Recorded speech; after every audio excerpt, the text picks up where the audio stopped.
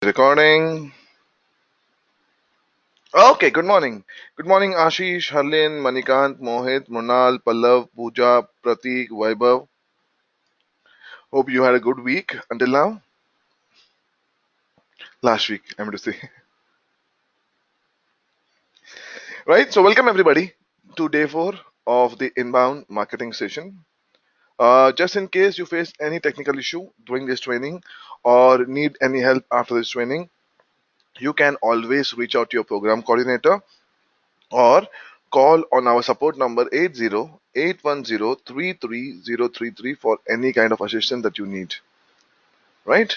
And before I start day 4 of inbound marketing session, any questions in whatever we did in the past 3 weeks, in the assignment, in the content, or anything with regard to digital marketing? If you have any questions, do let me know. Nothing surprising.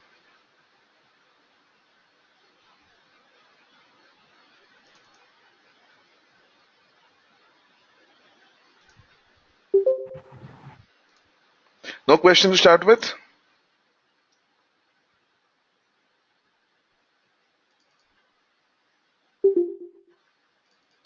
Okay, how was the assignment? Were you able to do the assignment last week without any problem?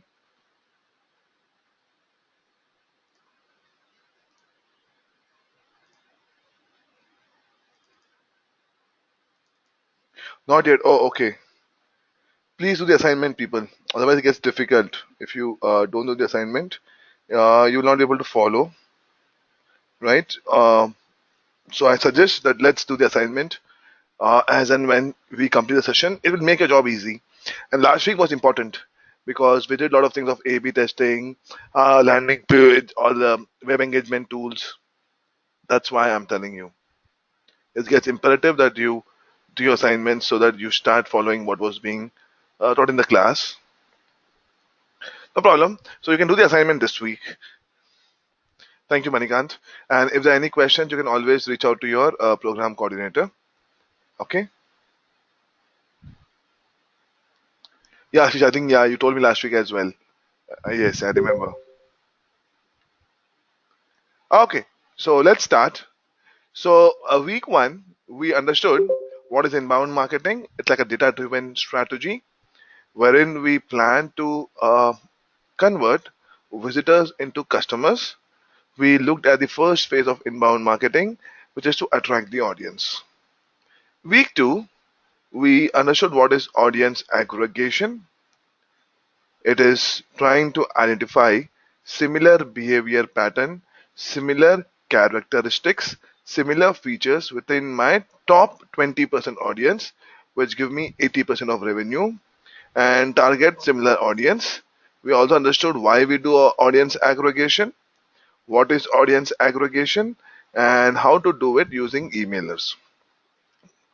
Week 3, we understood the third phase of inbound marketing, which is nurture lead to conversion. So we understood what is CRO model, wherein I will always try to increase my conversion rate. That's the best way to do that.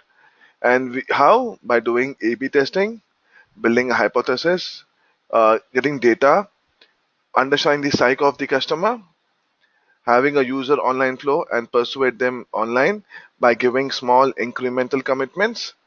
We understood what are different web engagement tools like top of the page, call to pop-up opt-in, sidebar call to action, pop under call to action. And then we also understood how to make a conversion oriented landing or entry page design, right? Today we'll understand a very nice concept called lifecycle emails, right? Before we even get into that, let's have a quick poll. How many of us feel that email marketing does not have any future? Email marketing will become obsolete or will become extinct in the near future? No? Okay, Sudhir says no. Sudhir says feel that okay, it has future.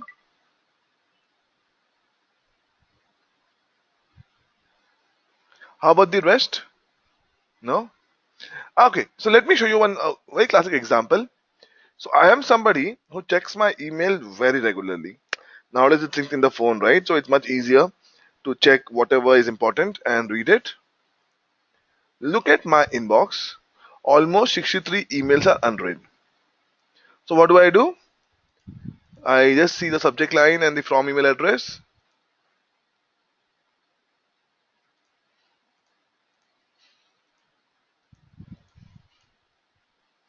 and I delete that.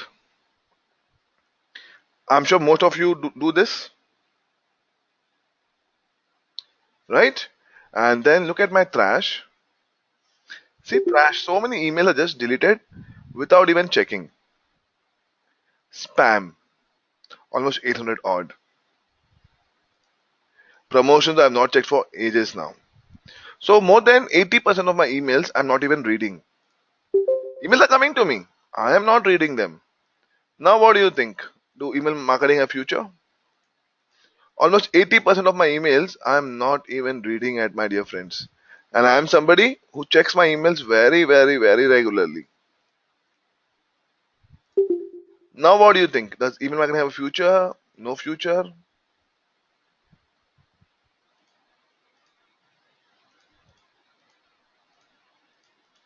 Now what do you think?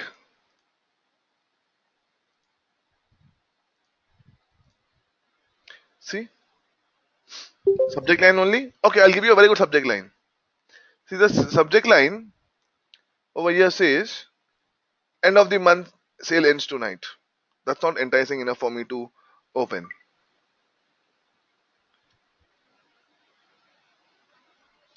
Now, what do you feel? Do you think we have future? We don't have future?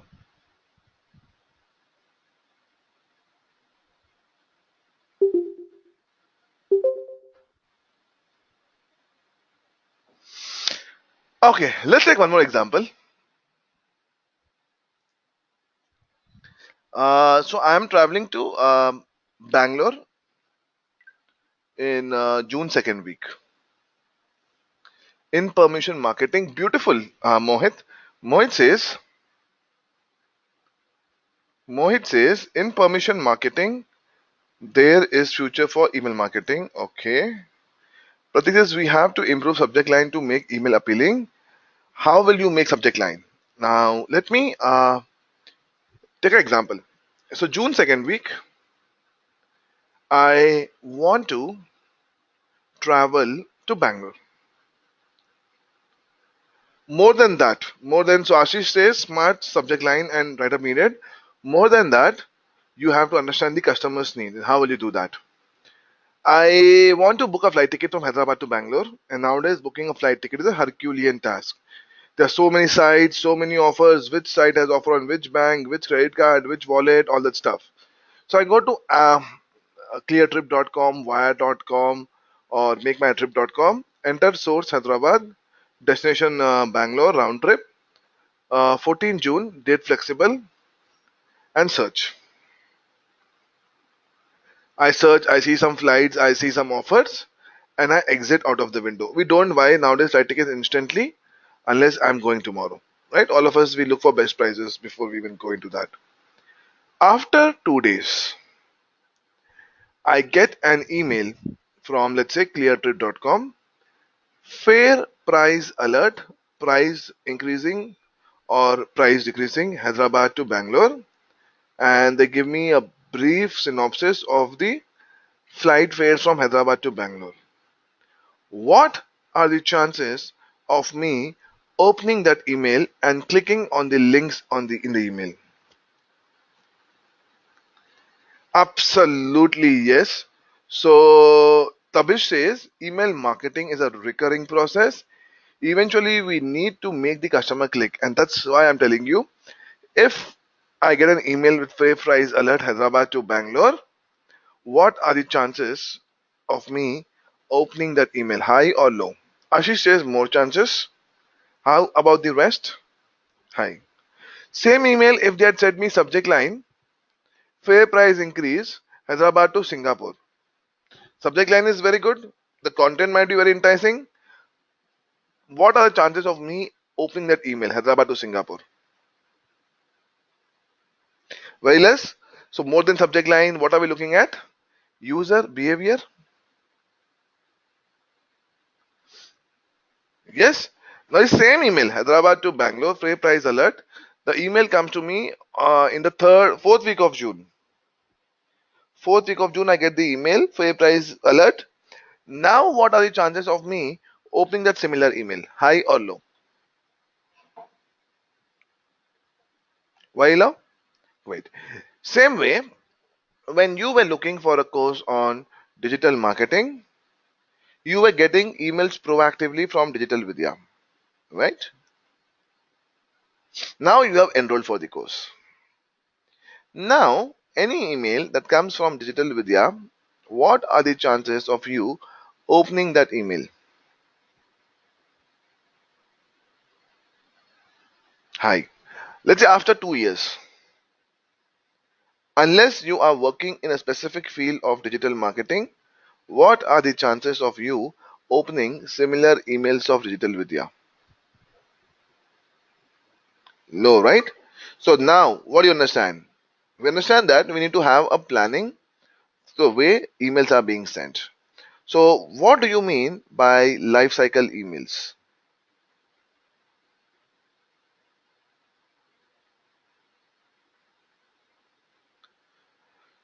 Let's break it down. What do you mean by life cycle? In simple terms, what do you mean by life cycle?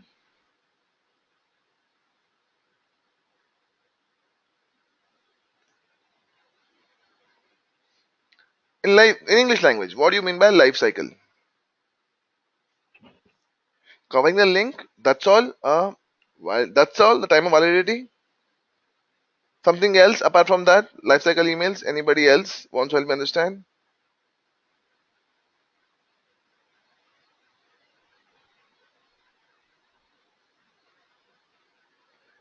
More than the customer buying process, end-to-end cycle. In English word language, very good. Tabish, it says end-to-end cycle. So apart from marketing, life cycle is mainly start to end plan cycle. That's life cycle in English words. Life cycle email is planned email schedule that you have for any email marketing campaign. Am I right? Just imagine if you are working as a marketing manager, can you build a mechanism in which the customers are waiting for your email? If you do not send them an email, they get back to you. They write to you. They abuse you. They want your email. If you can build such kind of a mechanism, good or bad for your marketing campaigns, what do you think?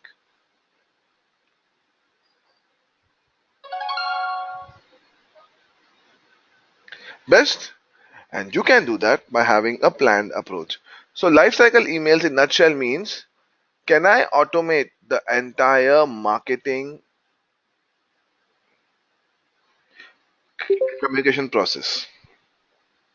Can I automate the entire process of communication that is sent by the marketing team to my customers? That's the whole idea, right? So as per Patrick McKenzie, whose Twitter handle is @patio11, a famous marketing guru, he says that sending the right email to the right person at the right time.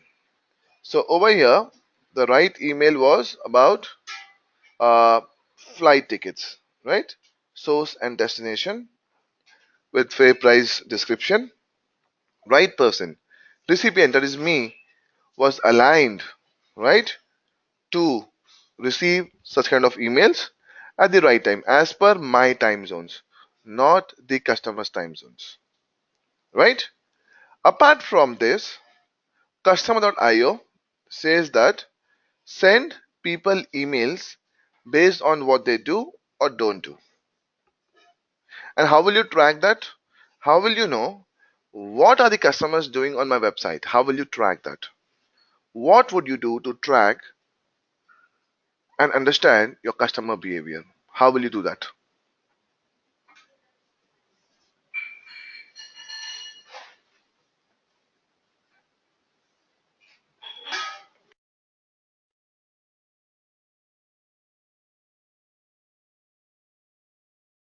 How will you track your customers' behavior?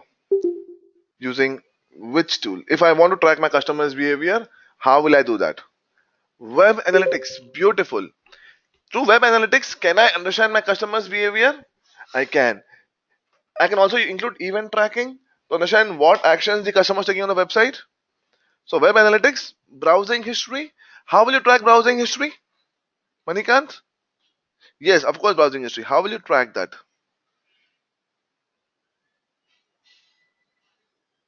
How will you track the customer's browsing history? How? By using any tool of web analytics. One of them is Google Analytics. Like that, you have tons of different products to help you do that. Right? So let me give you or show you a demo of a tool. Has anybody over here been through the email marketing module before this? No? Okay. Nobody? Okay. So in email marketing module, they will teach you the interface of MailChimp in depth, how to make the rules, how to make conditions, all that stuff. Right? So let me give you a small insight of how these tools are used. So the tool called customer.io, which is used by us for WizLabs. Let me show the interface to you once.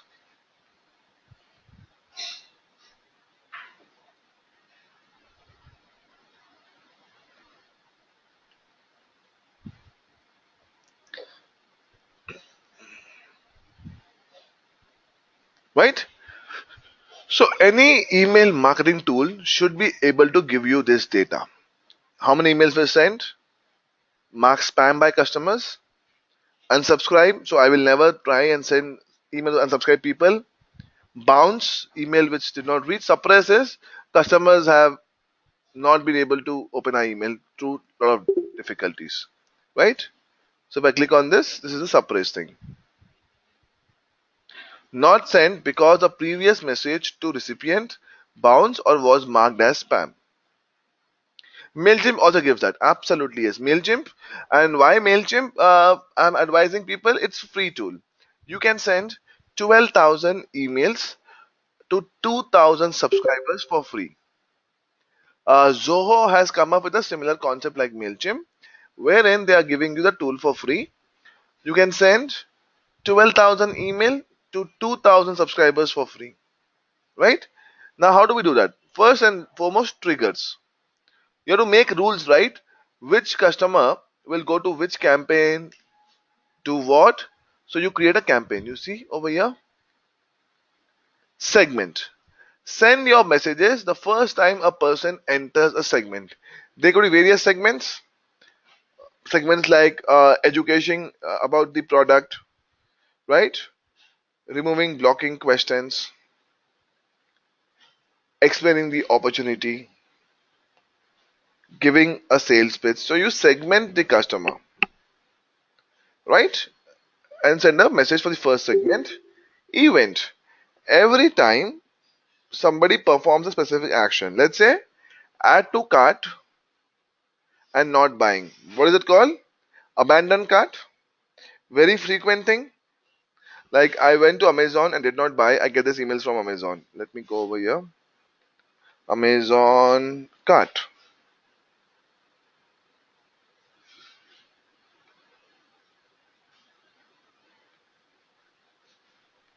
Amazon.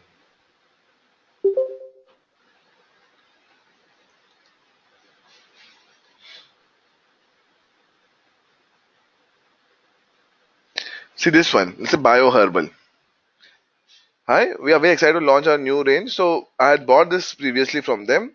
So they have sent me this email for some bath and shower gel, right? Let me check more. Teddy bar. See, hello Praful Jain. We notice that you added one or more items to your Amazon.in shopping cart, but did not continue checkout. When you're ready to buy, simple. Don't you think this kind of emails would be sent to all the customers of Amazon who have done this? So the format will be the same. The name might change and this will change. Right? They'll change the name and the type of the product. That's it. Rest all will remain the same. Right? This is done by giving this kind of rules.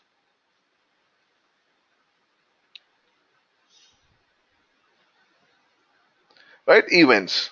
And APIs, you use small JavaScripts. Right?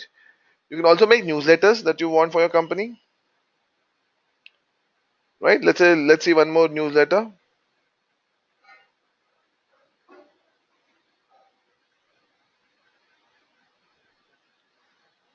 Like this, you send newsletters which can send to lot of, let's say, women's list reminder mail.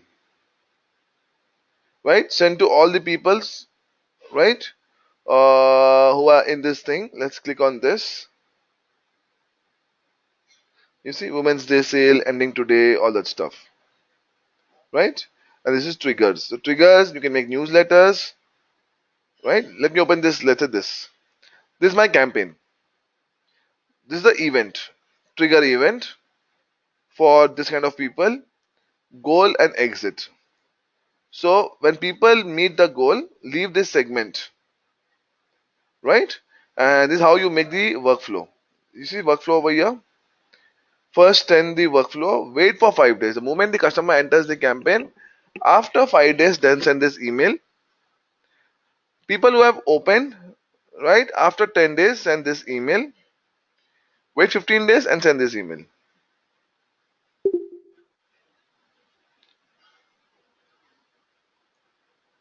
And this is the email. This will be sent to everybody who has given this thing. One of them is gabrio.camo@gmail.com. Right? People. So these are all the people who are there in my email list. So if I want to check data of anybody, I click on this and see the different audience aggregation segments he has been added to his signed up, trainee, Viz Labs, right? Most recent email was sent at today 1:30 in the night, right? So entire history is here. When was it created? It was created at 1:25. See, 1:25 the lead came, 1:30 the first email went out automatically. And then segments. You can segment customers based on a lot of things, right? It's a create segment. User data, email for all the emails that has been sent, received, let's say clicked, page with URL so and so has been viewed. Let's say pricing page. Sorry, Harlin. Yeah, read receipt is received. Yes, Harlin. So it's received mainly. Cool. This is how you can add segments. And this is how the entire email marketing tool works like. If I want to integrate it with some other software, discard changes. I can stream it or segment it with Zapier. See? So Zapier is one CRM, or Stitch is one data warehouse CRM. We can do that. Yes, so if it is not open, it's unread. So let's say I go to all the emails sent, right? You see, sent, sent, sent, sent, clicked.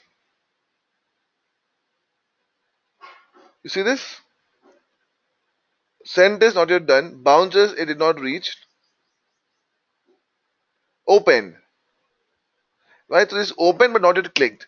So when they click and come on a website, it says click. This means they have clicked on the landing page. And if we can't check whether it is deleted, we can only check if it is opened or clicked or sent. Deleted, I can't check, to be very honest. And this is a very basic tool, Harlin, to be very honest. Very basic tool. Uh, if you want some really good tools, you can try Marketo, Ilakio, Pardeto, but very expensive. Around $9,000 per user license. This is like $80.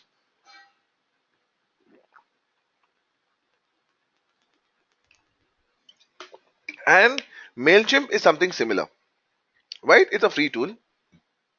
I think so, yeah. So if you go to pricing, you'll know the price. I think it's $80 per user per month, if I'm not wrong, right? Per month, I think so, Tabesh, not per annum. I think per month, right? Let's see. Customer dot io pricing, right? Per month, it's gone up now. It was 80 until last month. It's gone up 150. Still much cheaper. If you talk about, let's say, Marketo pricing, but very good tool, Marketo and Pareto. See, per month around one $2,000 to $8,000. See this around $8,000, but amazing. And they also have something called $12,000 for select business customers.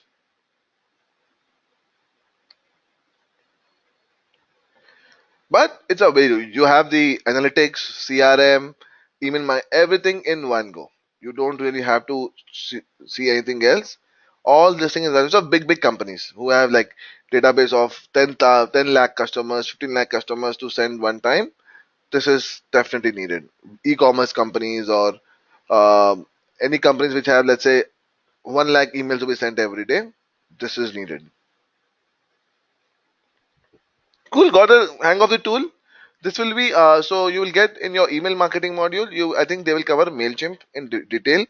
Mailchimp and Zoho are similar. So if you want to try your hands and understand email marketing better, you can open an account with Mailchimp and start sending emails to your customers if you have any. Right? Now let's understand, where does lifecycle email fit in?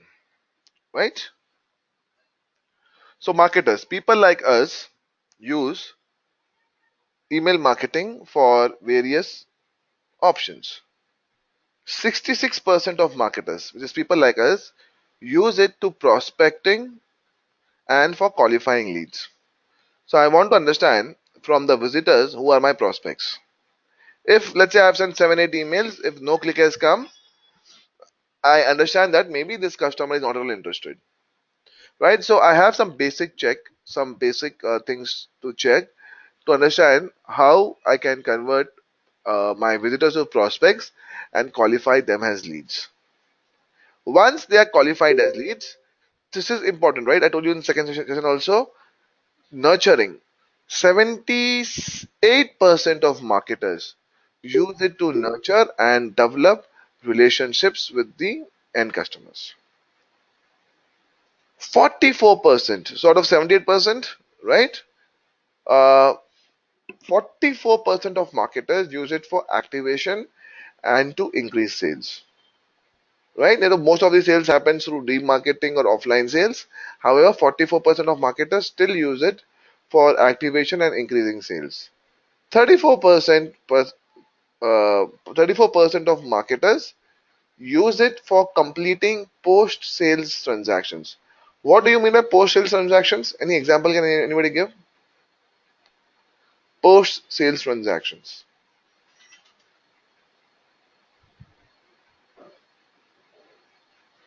No idea? Feedback, yes. Order number, tracking thing, license, right? Guidance on how to use the product, right? Some security update, right? That's after the sales, you still keep the customer engaged. 42% of marketers use it to retain the customers. For you get emails about, let's say you're from Amazon. Every month, first week, you buy a lot of grocery from Amazon, right? So every month end, Amazon will send you emails about the grocery update, right? So 42% of them use it to retain and to ask for referrals. And that's why there are different emails that can be used. You have newsletters that can be used. You have product information. You have e-commerce companies send product catalog information, something like this. What is product catalog? Zoom, zoom. This is like a product catalog. See, you get list of these things over here,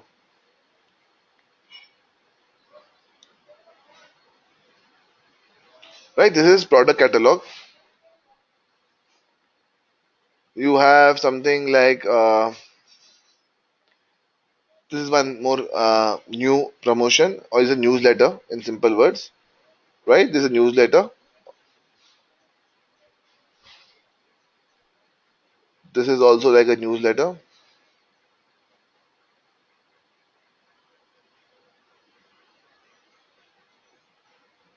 right? So these are all automated emails sent by marketers. Cool. Now, why life cycle emails and why not ads or whatever? I'm sure all of you know what is click through rate. Number of times my ad was clicked, by number of time it was visible. Anybody not sure of click through rate? Let me know. That's the most important metric, right? How many clicks am I getting? So, can somebody tell me what is the average click through rate of display network in AdWords? I'm sure most of you know AdWords or SEM. What is the average click through rate globally for display network in AdWords? Post, yeah, I'll show you. Harleen, post sale transactions. I'll show you right now of Amazon only. Let's say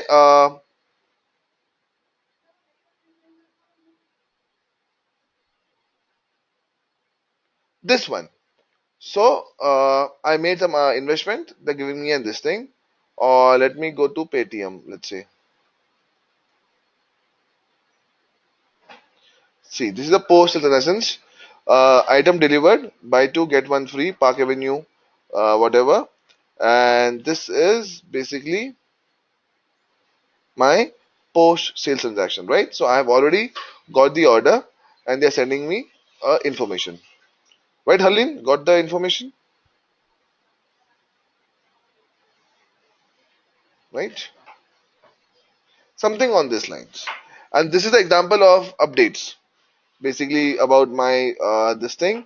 This is the last option. Retaining users. So they're giving me options of retaining all that stuff. Right? Now let's come to click-through rate. I'm sure all of you know what do you mean by click-through rate? Anybody over here not sure of what is click-through rate? So what do you think is the average click-through rate of display network in AdWords? Any idea? 0.1%, 5%, 2%, Harleen? Okay. Anybody else?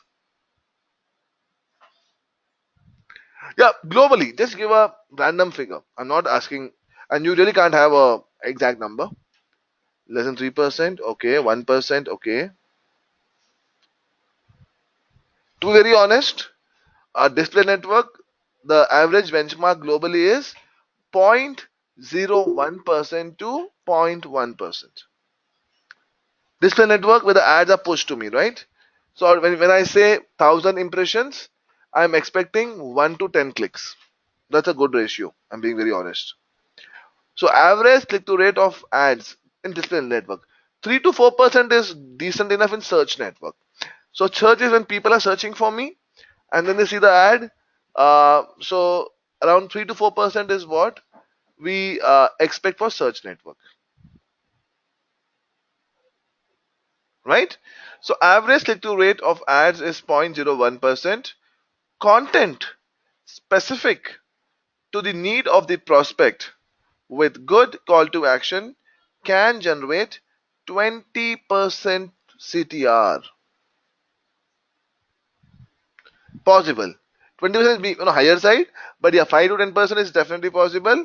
20% is slightly on higher side, but that's also possible because you are sending the emails based on the customer's need with very good call to action. So you are expecting a higher click, definitely, right? So where does life cycle email fit in? Sorry, who's this? Ashish, you want to talk something?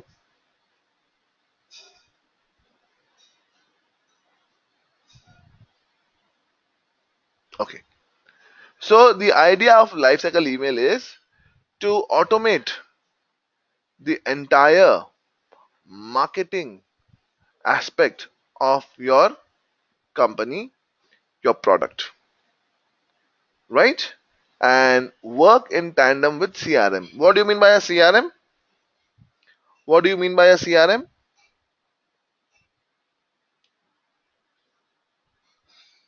Mm, mm, mm. Customer relationship manager. Why do you need a CRM? Management, sorry. Why do you need a CRM? Is CRM important for your marketing activity?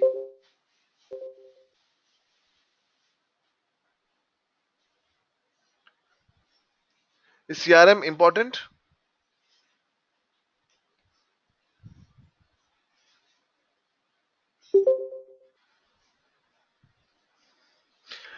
More than, yeah, data, more than data, it gives you your customers previous history, right? So let's say I have a customer whom I'm talking to very very often, right? Tomorrow if I leave the company, somebody will know what happened with the entire customer's history, right? So it's not left in the dark. That's the idea of a CRM. Can I automate, right, and have a customer's window, information in one window,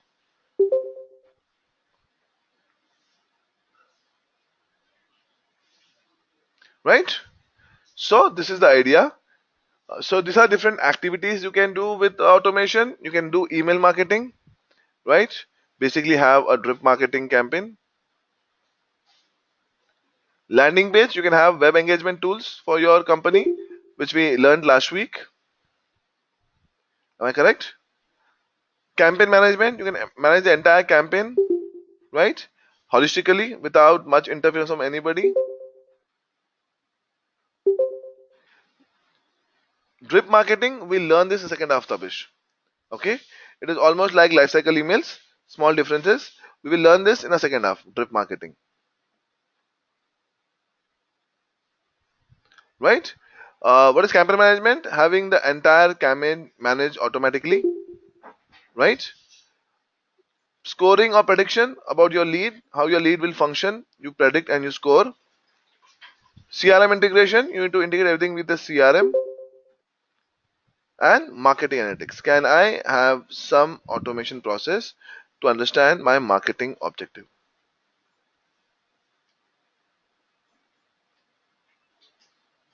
Cool.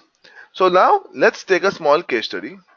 Before that, some tools you can use is kickoff labs, mainly for A/B testing, lead pages for your lead management, unbounds again for your website engagement tool. Drip is a tool for drip marketing campaigns or email marketing campaigns.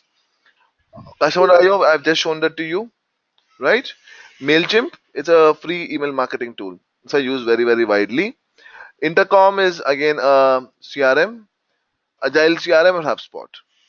So all these are different important CRMs that you should know about,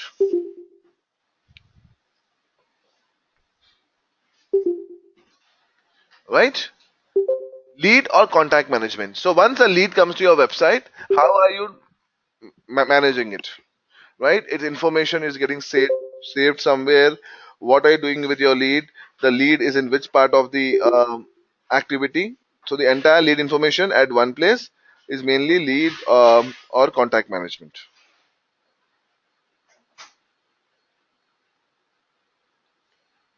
right? So now let's see an example. I'm sure all of you have some or the other hobby in life, right? Let's say you have to write a blog on your hobby.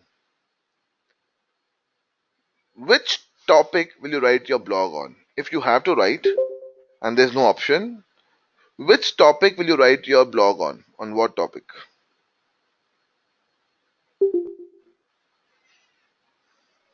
So if you have to write a blog, on which topic will you write the blog on? There's no option. We all have to write. So what would be your topic? Trending what, Tabish? Trending means because the trend keeps changing, right? So blog is usually for one topic where people can follow you. So trending in IT, trending in fashion, trending in movies. Let's say Tabish on latest trends. Wonderful. Others, please.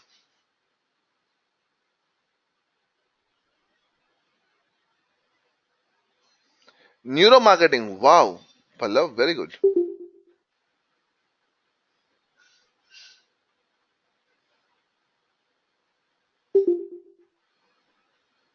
Distribution network.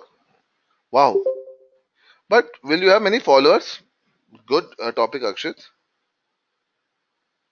Very unique blog, by the way. Very nice.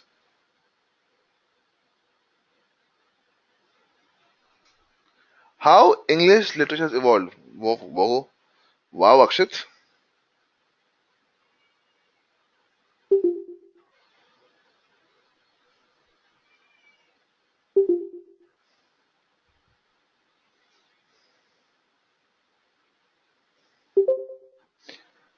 Anybody else? So we have Akshit, we have Manikant, Pratik on mobile and technology, right, Pratik? Pallav on neuromarketing, wow. Tapish on trending. Nobody else wants to write? Okay, let's say when I want to write something on, let's say, today's lifestyle, right? What's the problem? So what do I do? So if I want to write a website, I need to have a blog, right? If I want to write a blog, I need to have a website. Sorry, the other way around, right? And I can have a domain name, right?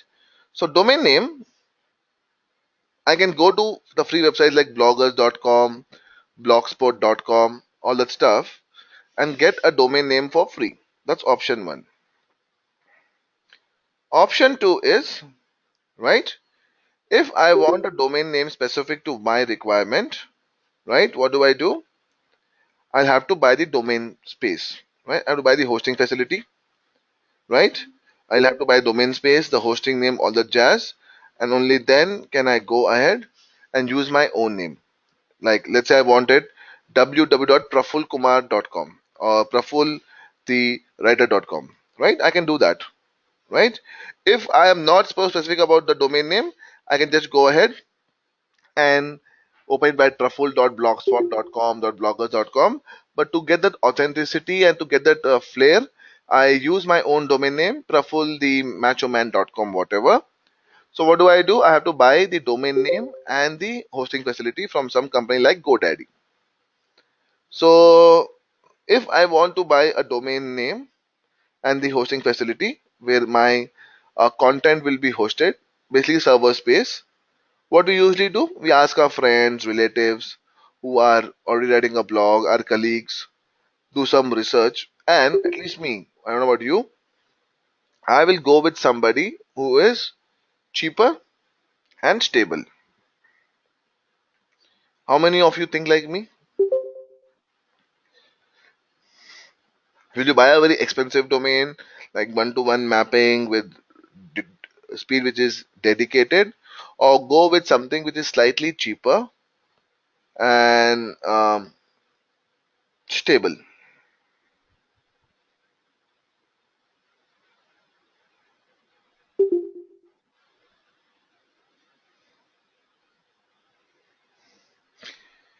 Right? So what do? I start writing my blog on today's, imbalance in the world and how to make a balanced lifestyle. Some blog which gives inspiration to a lot of people on how to lead a better life. So I start writing, and due to whatever my reach, my customer network, all the stuff, I become famous overnight.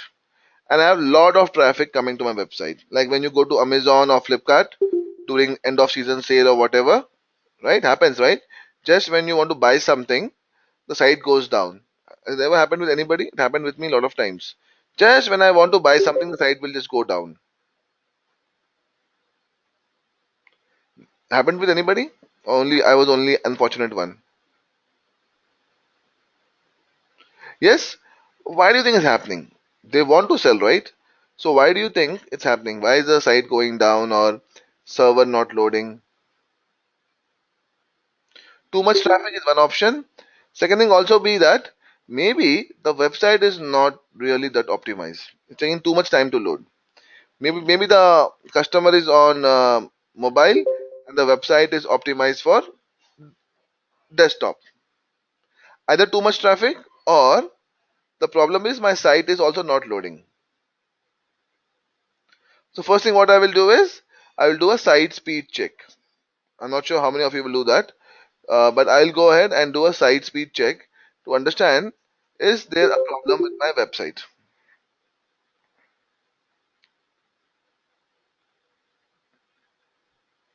right? So what do? I go to Google and type in free site speed test plus 1 month site optimization course landing page. And I am somebody who does not know any coding knowledge, or has no knowledge of IT. Much more difficult, right? So to be a good blogger, I should not really know IT. I can work without IT knowledge also. That's the beauty of all these websites, right? They help you to learn without any coding knowledge. Or apps, absolutely. So yeah, Tabish, I agree with you. So I go over here. I am not that technical friendly. I don't know anything about coding. I type this free site speed test plus 1 month site optimization course landing page. I type on Google and I see this. So WP Engine is a product of WordPress. Slow website cost visitors. Does yours? Speed.wpengine.com. If you were one of the users looking for some speed test, website speed test, would you click on this link?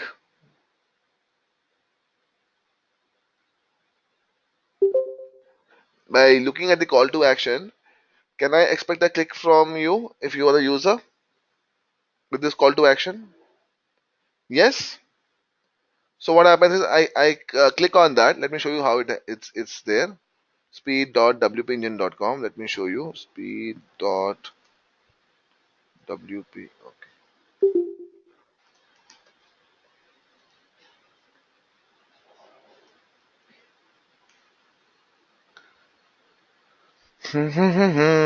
Cool job. So this is a very good example of how a lifecycle email should be planned.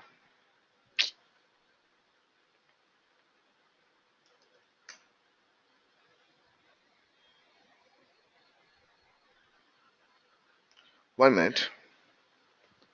See, I enter my over here my URL. Let's say geekyreviewer.blogspot. This gives you your website test. Submit. And it is asking me for email address. They can very well give me the link over here itself, right?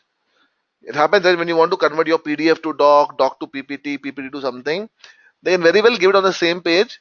They always ask you to enter your email address. Has it happened with you anytime? They will not give it over here. They'll ask you to enter an email address for you to email. Why? They can actually give it over here itself, right? Why email address and why one more email chain cycle? Does it really matter? I'm going to say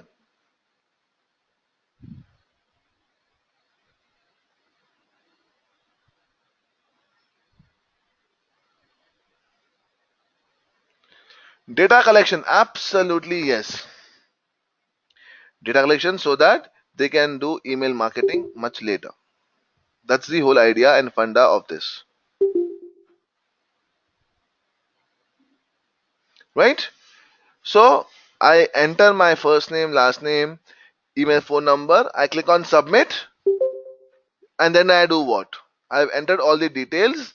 I click on submit. Now what do I do?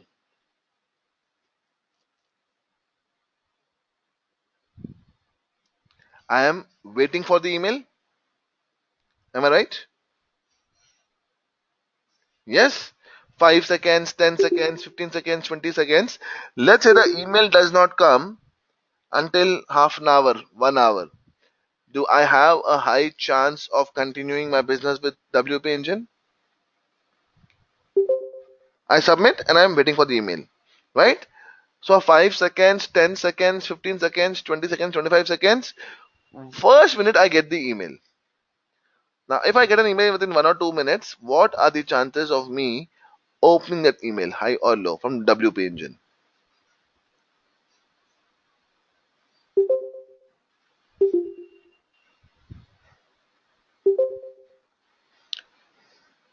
High, right? So I click on that and I see my website page score. Like, you as anybody till now got score from Naukri, your Naukri resume score. Has anybody got that?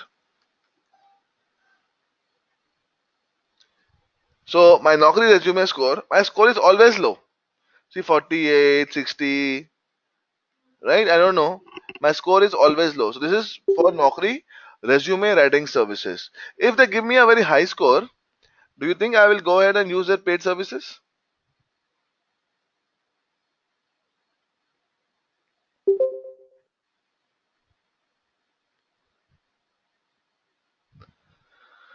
No, right? And then they give me. So if I am looking for a job desperately, I get this email like 48, and then I open this detailed report, right? Because I will, right? If I am looking for a job desperately, my score is on 68 now. Wow. And all these are problems. Too many things to look for.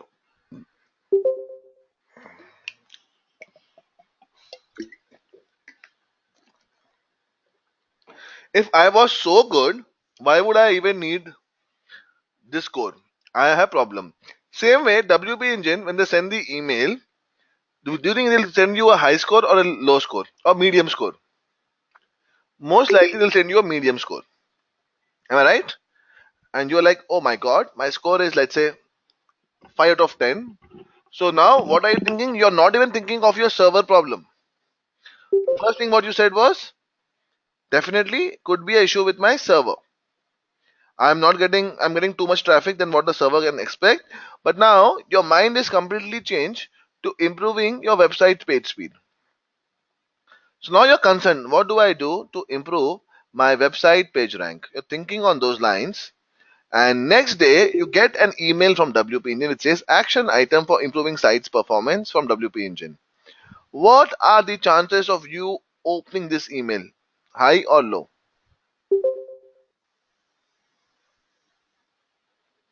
The email which comes on day one, high, right? And now the problem is you open the email and you see close to 20, 30 action items, right? Or let's say 10 action items. I am not that technical friendly.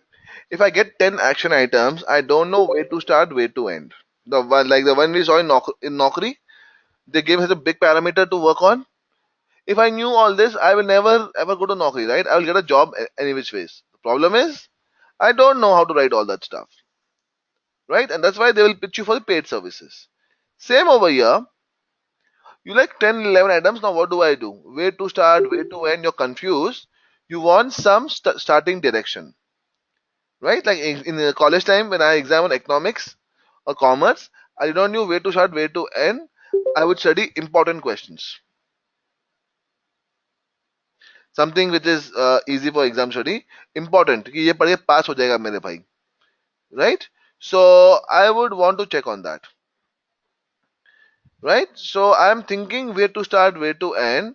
Day 4, I get one more email from WP Engine which says 3 quick wins for improving sites performance. So from 10 action items, they're saying there's 3 you can start with. What are the chances of me opening that email, high or low? The 3 quick ones, wala.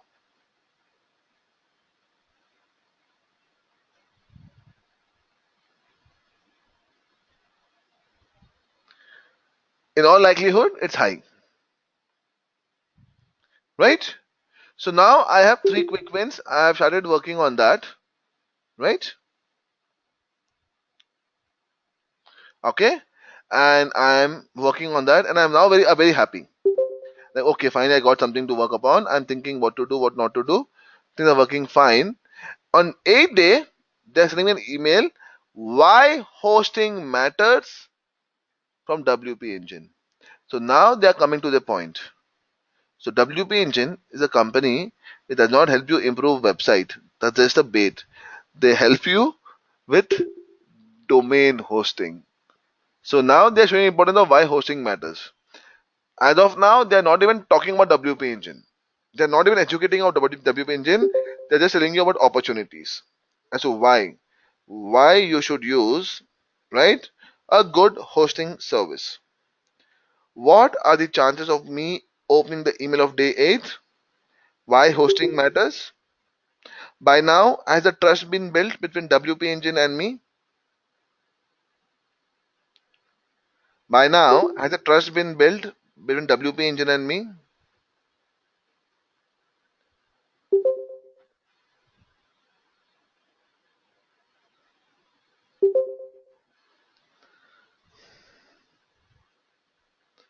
It has, right? It has.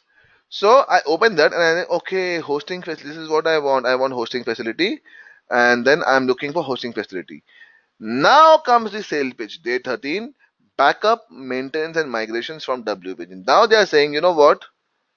You can also do backup of your data, maintenance of data, and then migrate from WP Engine from your other company to this company. Until the day 13, do you ever get a feeling that WP Engine is trying to sell you something? Or do you get a feeling that they're trying to help you with their emails? Do you get a feeling that they are trying to help you or sell you? Help, right? They are not talking by anything from WP Engine. And this is a planned email. Day 0, day 1, day 4, day. This will go to all the customers who are looking for site speed optimization things. Right? This will be sent to all the customers. Now comes the sales pitch. The final nail in the coffin. Day 17, making sure your site does not go down when it gets popular. And this was your biggest worry, right? Your biggest worry was my site is going down when it's getting popular. And that's what I wanted to change.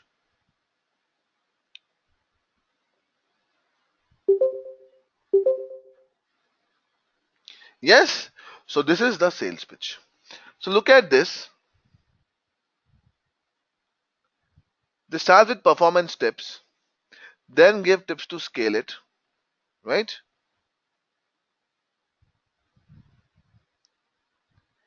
Then how to make it secure, right?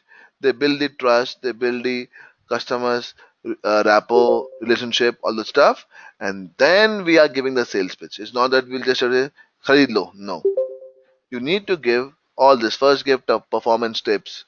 Then, how can you scale with WP Engine, right? Then gives tips of security, management, maintenance, because people want secure resources, right? And then you give sales pitch, something which WP Engine was doing. So if you were one of the bloggers and you had this problem, if WP Engine was giving you a trial offer of 14 days to try and giving you all these emails, what were the chances of you moving to WP Engine, high or low?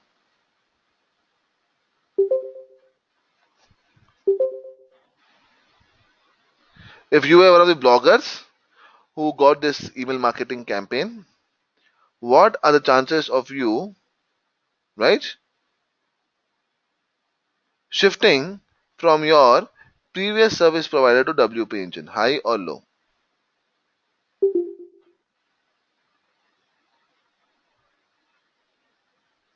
High. At least the trial offer I'll try, right? Was this a planned marketing campaign? Which email will go on which day for what kind of actions? This, my dear friends, is called life cycle emails. Easy. Any questions over here? If you have this kind of planning which is meticulous, don't you think you will have a higher chances of succeeding because you're nurturing the customers as per their demands.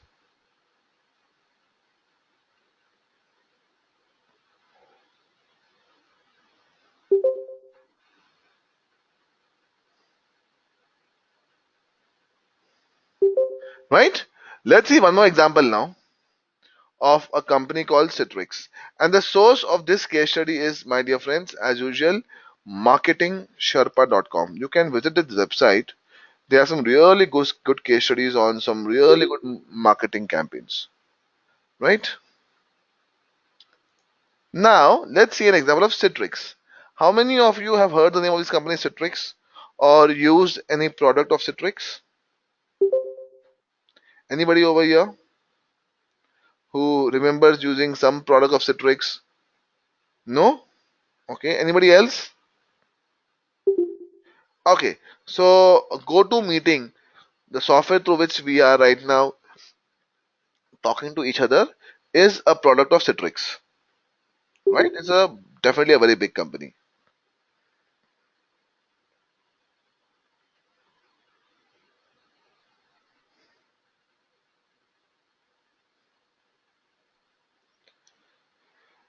Okay, so GoToMeeting, the product to which we are talking right now, it is a product of Citrix, a company uh, called Citrix. So it's a pretty big company, right? So let's see how Citrix did their lifecycle emails campaign. So in WP Engine, it was all about people coming from Google. We will nurture them and send them reports and do email marketing. Citrix had a slightly different approach. First thing they wanted to do is segment the marketing leads. So they understood the lead sources coming from webinars, organic search like SEO, paid search like SEM, partnerships, affiliates, Facebook, all that stuff. So they got the data and segmented it based on 11 personas and 6 products. What do you mean by this word persona? Anybody can help me understand? What do you mean by the meaning, or what do you mean by this word persona? Any idea? Persona?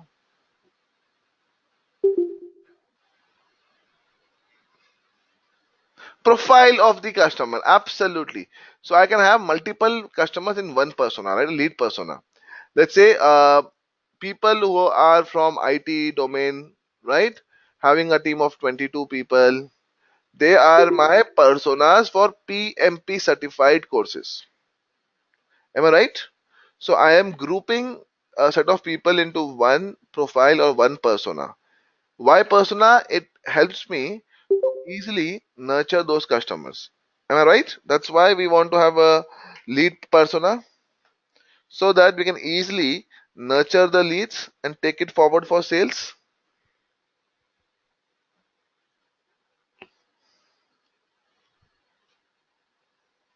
So let's assume you are one of the lead persona. Let's say Harleen. Harleen, IT professional, interested in SEO and business analytics. So will I send one email to Harleen or two emails to Harleen? One with SEO information and one with BA information. What will I do? Harleen can always like two or three products, right? Do I have a choice? My customer will have a choice, right? So will I send two emails or one email to Harleen over here? So her persona is IT professionals looking for SEO course and IT professionals looking for BA course. So ideally I'll send two different emails to her because she falls under two different segments and two different audience type. Two, right? Same way, what Citrix did was they first understood the user's profile and persona and divided them or segmented them based on 11 personas and 6 products. 11 personas and 6 products, which effectively gives them 66 emails per week. Right? If you have 66 emails per week, it is almost 198 emails per month. Right? So they were sending 198 emails in a span of 3 weeks, right? Based on the customer's reaction, customer's reply, they had a manual segment based email. So every customer may have a different way of replying, different way of taking action on the email. So a few emails after after the customers were sent automated emails, they also did a manual segment based email, right? To understand the customer's point of view and reply accordingly. Right? So you can say 80 to 85% of the emails were automated, around 10 to 15% were segmented manually. Cool. And they did this for a quarter, starting with inbound marketing campaign, right? Sending automated emails and trying to close it with manual segment based emails. And by doing this, they made a revenue of 1.5 crore rupees in a span of 4 months. That's like Indian national rupees 10 crore. Wow. So they made a revenue of 10 crore rupees, right, in 4 months by using this campaign. So if you want to spot the difference between the first one and this one, the first one was purely automated, right? You was getting emails from the WP engine based on the days. Here we have automated and also manual segment based email. But as far as possible, try to minimize your manual segment based emails, right? Because of the time, the content, prone to error, all that jazz. So by doing this, right, they had a revenue of 1.4 million for 4 months, right? Upside of lifecycle this companies that excel in lead nurturing. So lifecycle emails are mainly done to have lead nurtured. All right, the biggest use of lifecycle emails is to nurture your leads, right? So companies that excel in lead nurturing definitely generates more sales ready leads. If you have more sales ready leads, right, your cost per lead will slightly come down. Yes,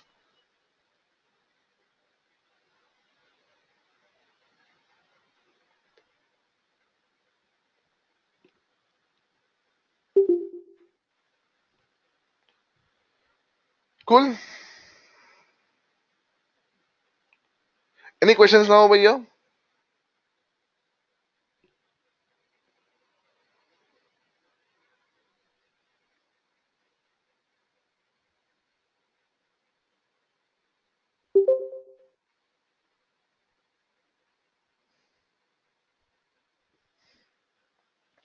Okay, so now, though this is a manual and automated, always try to have as much manual intervention minimal as possible.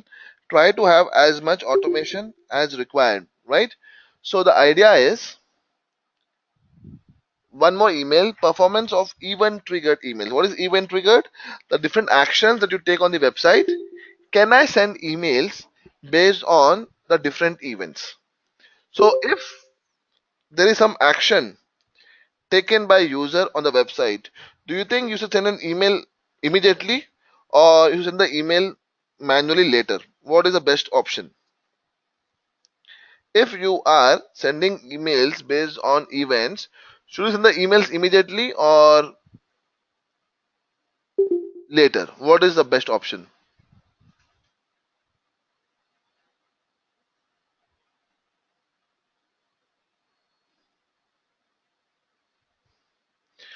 Automated immediately. Am I right?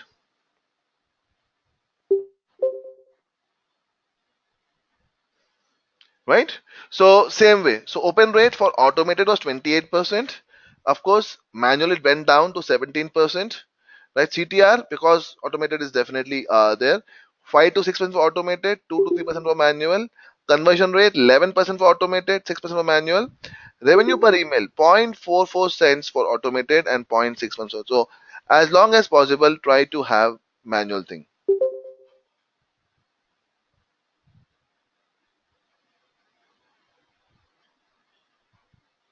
right? Because you are not sending the emails. There are two reasons. What is CTR? Click through rate, right?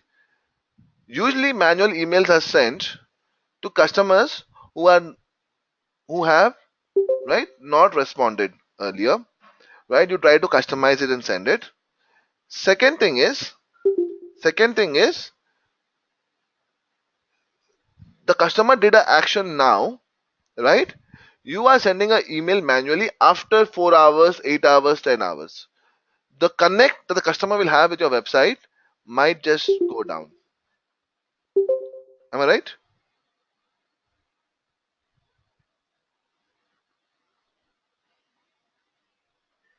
That's the reason. So if it is automated, it's sent immediately. The connect that the customer might have, right, will be much better than what you do manually later. Right, Tanya? Sorry, right, Harleen?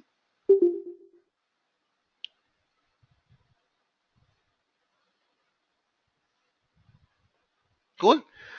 So now you are thinking, what Praful, all examples are of software and whatever.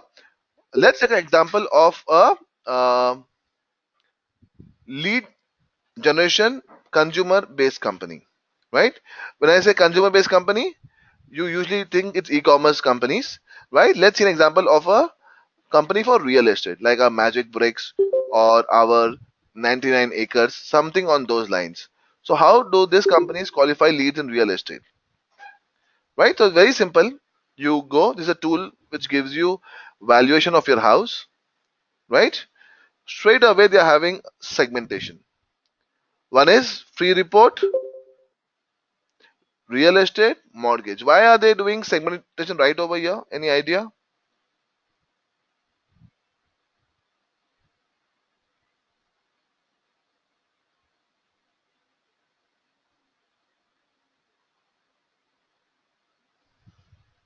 Lead management, audience aggregation. Probably the leads which come from here, they will sell to these customers, right?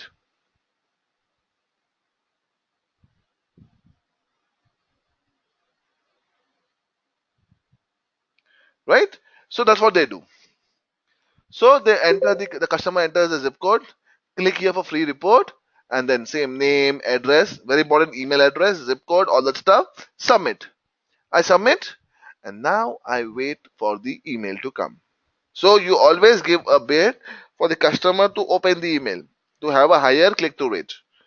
I click on submit, 5 seconds, 10 seconds, 20 seconds, 30 seconds, 45 seconds. I get this email from Corner Dot, who's a Remax professional. How many call to actions are there on this page? How many call to actions are there on this page?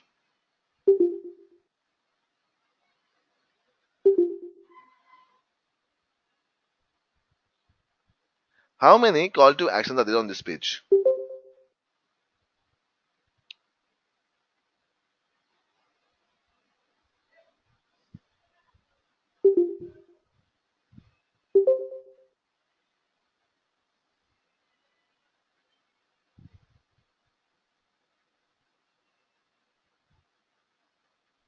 4? Okay. What are the 4 call to actions, Tabish?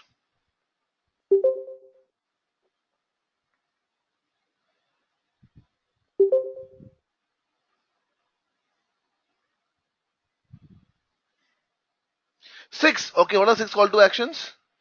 Get a more detailed email ID. Okay. So let me put 1. Okay. 6. I want to know 6. Email 2. Okay. Email 2. Okay. Visit 3. Okay.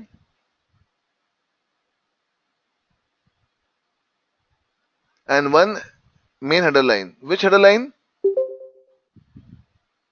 Akshit, which header line?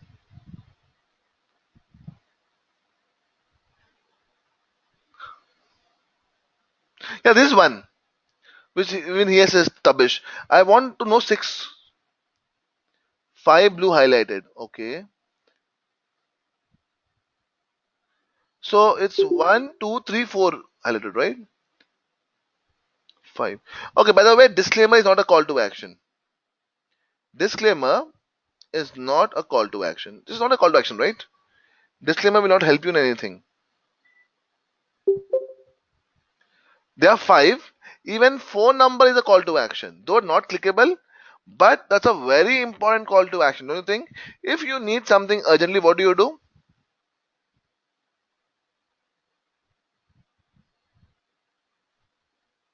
If you need somebody, you call, right? So though it is not clickable, but calling or phone number is a very important call to action. So if I click on get a detailed home evaluation, that means this lead needs more nurturing. Am I right? If somebody clicks on this lead needs more nurturing, right? Email, if I email, a automated email comes with a reply, and based on the email that I have sent, I may go into an automated email schedule or a manual segment email. After they visit my website, based on my action, I'll decide whether it's a prospect, a suspect, or whatever, and then automated email goes out. After they contact, based on what they contact, my next action takes place. So look at this. One email can determine my entire lead generation process. Am I right? This is also very important when you do life cycle emails. Can I define my leads? So by doing this, 10% of emails resulted in leads. A few folks directly called the agent. Wonderful. You can also give trial to paying customers to convert, right? Something which we saw in Kismatic last week also. Can I give some trial to the paying customers? So lifecycle email is sending the right email. With lifecycle emails, you are sending. Akshit says will call to action automatically direct us to any business generating intention. That should do, right? So call to action is basically what I want the customer to take action on, right? So call to action for the consumer is not that important. For me as a marketer, I should ensure I have the right call to actions, because one, it will entice the customer. Second, based on the call to action interaction, I will send him the next email or next email marketing campaign. And Akshit, ideally it should. Your call to action should automatically direct you to any business which generates intention. That's the whole idea of call to actions. Right, Akshit? So when you say lifecycle emails, you need to send the right email. With lifecycle emails, you are sending content that the recipient really cares about at the right to right person. The recipient has self-qualified himself or herself through their online behavior. They have already spoken to you on this. At the right time, automatic email timings are aligned with the recipient's timings. So let's say your customer is in US and you are in India. Will you send the email? Privacy policy, can you expand more on that, Harleen? It's a privacy policy of the company or of the email service provider or of the customer.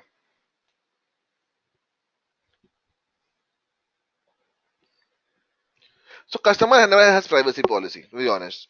Companies, they have their own privacy policies and they include in their conditions. If the customer accepts that, email marketing will be normal. Right? So privacy policy is we may use your data for this purpose, that purpose, whatever, like Facebook does, right? And now even Google has changed its policies of Google Data Protection Act, right?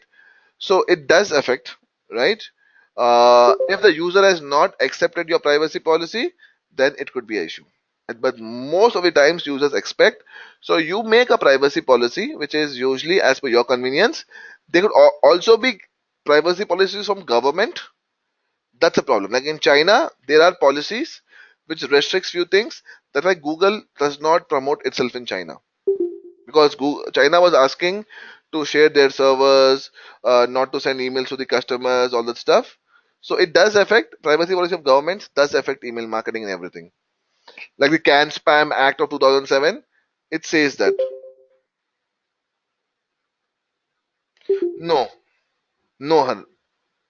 So what happens is only the customer has subscribed, you can send them, or or if the customer, let's say Gmail, right? So Gmail has a privacy policy where it says you can get email from anybody based on your web action, right? So your email service provider will have a privacy action, and your website behavior will, once you go and subscribe on the website, only then emails will come. It says, okay, I agree with terms and conditions. How many times do we actually read the terms and conditions? Tell me honestly. I never do that. So this all will be mentioned in terms and conditions, that we will send emails to you, you say proactively. The moment you unsubscribe, so Can Spam Act says that whenever an email comes, it should come with the option of unsubscribe. You see this? We are sending you this email, right? As you are registered with Naukri.com, use this link if you want to. So this is a must. To have an unsubscribe link is a must for any company. Okay, this is a act. It's called Can Spam Act 2007, where the customer should get an option to unsubscribe. Yes, absolutely yes.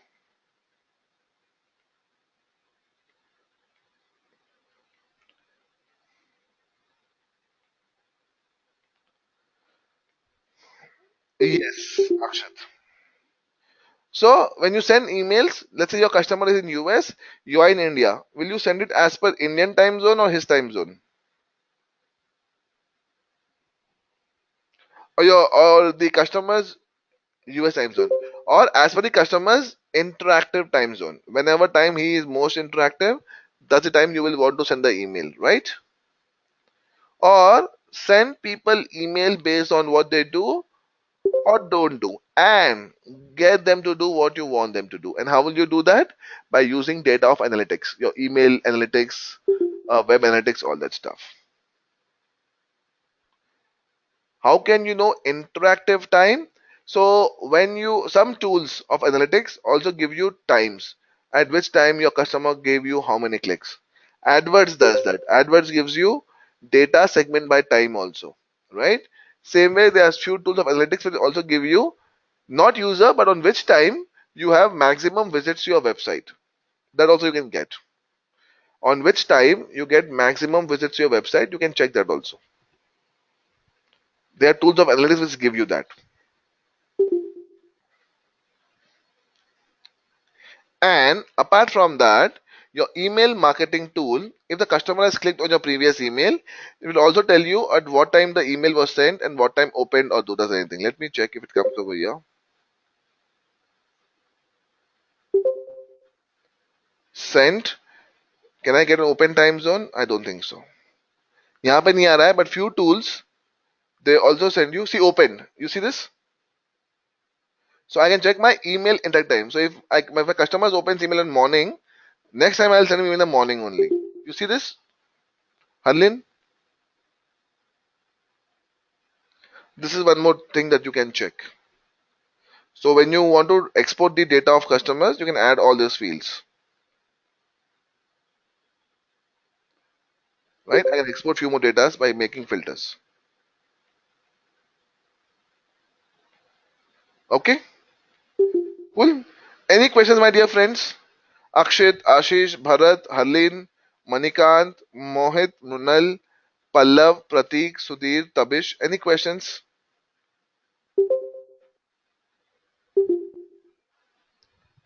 So after the break, we will start with drip marketing campaign. To know what is drip marketing campaign, so let's break for 20 minutes. Let's come back by 11:50.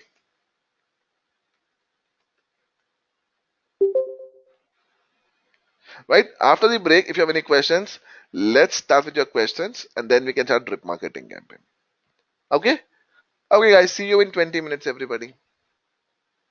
If you have any questions, type in your questions. We will start the session with your questions first. Okay? Cool. Thank you all.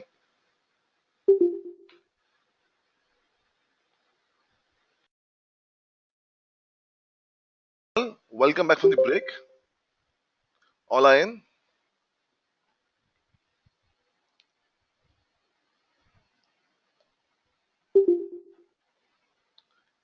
Great. So before the break, Akshit had a good question about EU laws and all that stuff. Am I right, Akshit? Akshit is in, or he just logged out. Okay. So to answer Akshit's question, Akshit said that Akshit has arrived now. Akshit said that any EU laws recently introduced that might affect inbound marketing, it will, right? So what has happened is, I'll just share my screen. You will also have to change your terms and conditions to ensure you are implying as per the updated laws. So something which Google is doing, you check. Google Analytics team has sent this email. Just for AdSense, DF, everything, right? So this is the announcement of Google. So it will affect because of data privacy acts.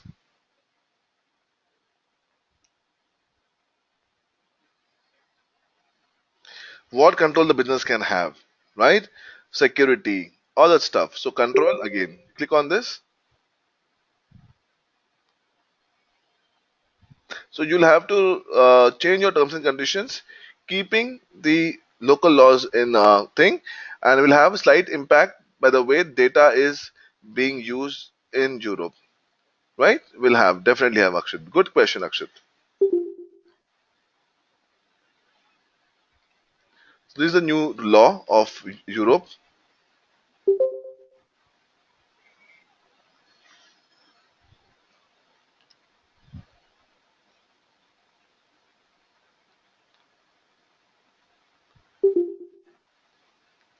right? So they have changed few things about data management, right? Will have slight impact, Akshit. Cool. Any guys? Any more questions? Yes, yes, that's one thing. You have to explicitly ask for permissions and not just including terms and conditions. So few changes being made for the benefit of the users like us. Because the data was just being shared randomly and we were not even aware. This all happened because of the Facebook, Cambridge, all that stuff. There's too much of data being exposed to a lot of people, right? So now you will have to explicitly take permission from users for mobile apps at least, right? So, okay, guys, any more questions?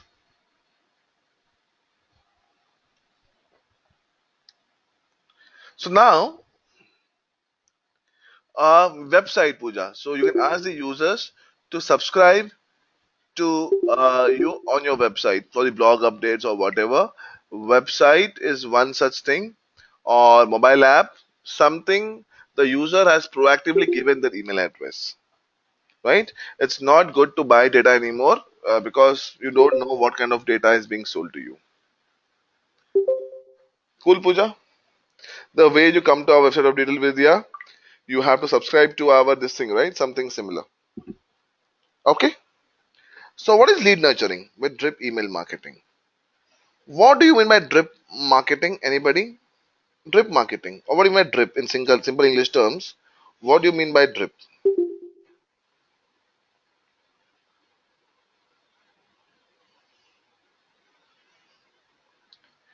Drip, nobody has an idea?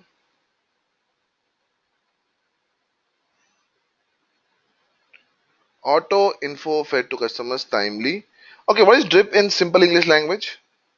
Drop by drop, step by step.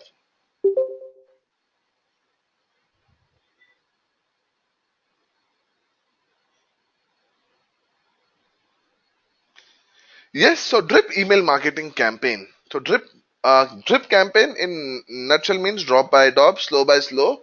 You nurture your leads, right? You nurture your customers, right? On a timely manner. That's drip. Drip email marketing campaign. So drip marketing campaign is used widely in email marketing. How it is used? Let's understand. It is almost same like life cycle emails, right? Here the focus is more on nurturing, right? Often called drip campaigns, but known by many other names: drip marketing, automated email campaign, life cycle emails, autoresponders, and marketing automation. The concept is the same. What's the concept? They are a set of marketing emails that will be sent out automatically on a schedule. Perhaps one email will go out as soon as someone signs up. Second one will go out 3 days later, with one more going out the next weekend. Or the emails can be varied based on triggers. or actions the person has performed, right? Like signing up for your service or making a purchase. This is why they are also sometimes called behavior emails, right? So, what are drip email marketing campaigns? A set of emails, marketing emails, guys, right? That will be sent out on a schedule that you have decided, okay? Or based on the behavior. So they can also be sent based on how the customers have responded to your website, to other things on your website.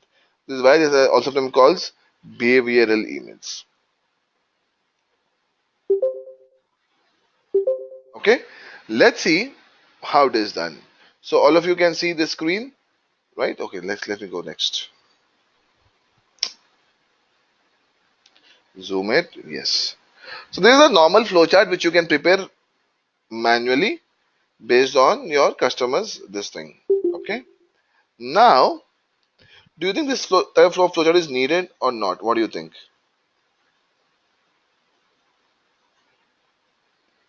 Do you think you need this kind of flowchart or you don't need that? What do you think?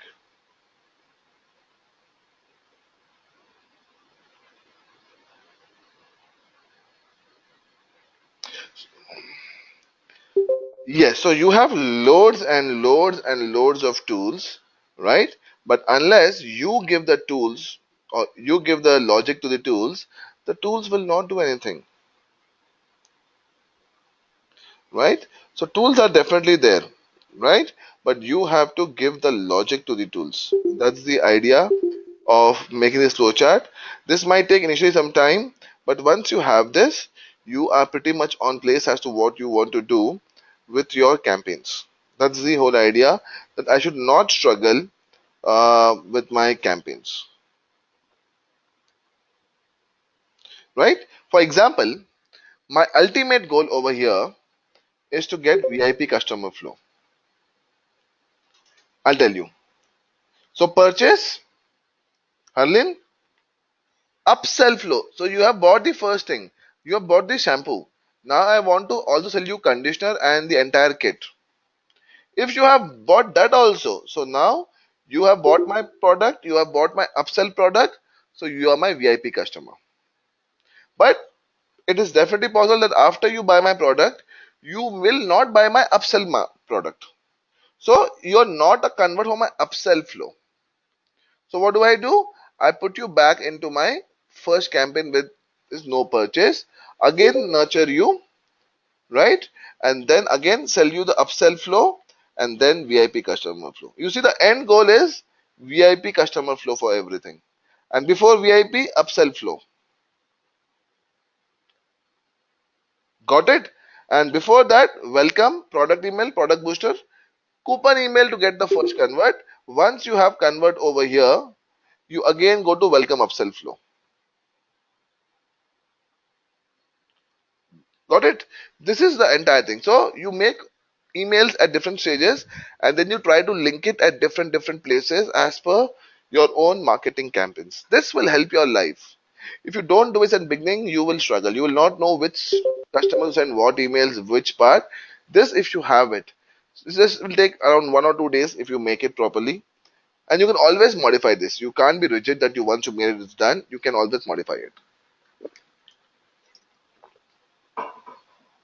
And this you can give it in the tool also. When I was showing you customer.io, there you saw, right? After 7 days, send this email. After 3 days, send this email. So you can also give time gaps and the email will go out automatically.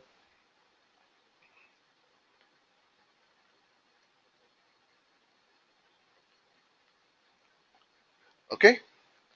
Different tools that you can use in drip email campaigns is product booster is basically just now we saw some email, right?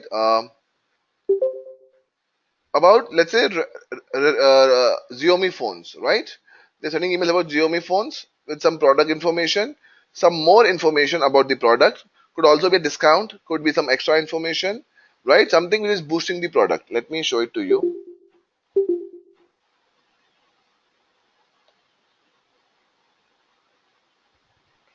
something like this,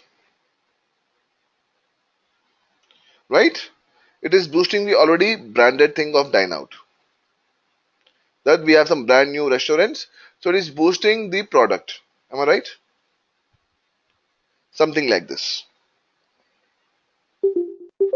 right, Harling? Some more information about the product apart from the normal thing.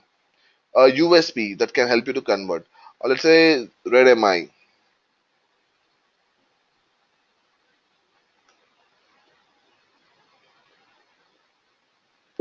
thing is there. Okay, this was subscription. Okay, Zoom car. Different tools you can use is Drip. I've already shown you what is Customer.io and MailChimp. Drip is a very good tool, but again, a paid software. So maybe what you can do is go ahead and sign up a trial offer. Drip email marketing campaign, a lot of good features about how to go about making a flow chart, how to go about making a lead contact, lead management.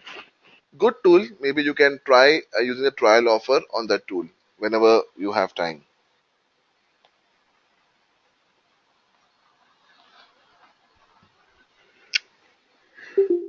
Right? Something like this. The flow chart is made. See, start a new trial. Let me show you the tool itself. Now it's become much more advanced. Drip flow chart. It's become much more advanced now. It helps you to make a visual workflow.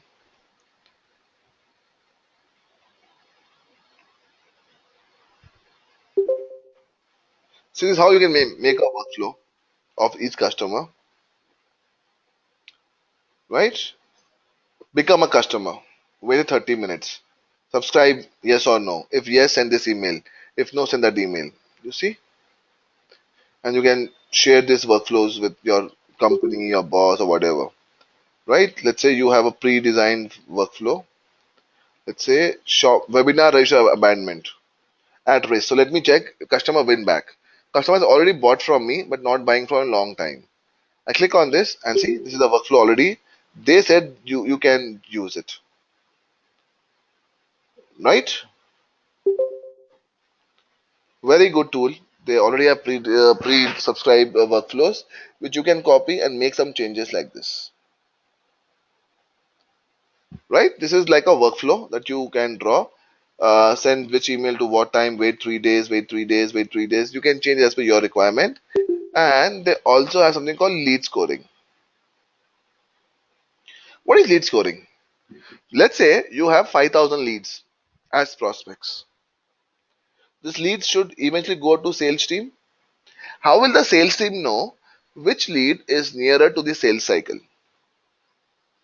So if I give a lead score for every action that the customer performs on a website, I give a score associated with it. Higher the score, the interaction of the customer is that much more. If the customer interaction is high, definitely the lead is more nurtured. Agreed? If the customer is interacting with you very often, that means the lead is more nurtured, the lead is much more hot, and can be qualified to have a better sales prospect. So they will go and see the lead score and sort it out and go from top to bottom in the descending order. Don't you think this way the sales team will be able to make much better sales? What do you think? Yes, no, maybe?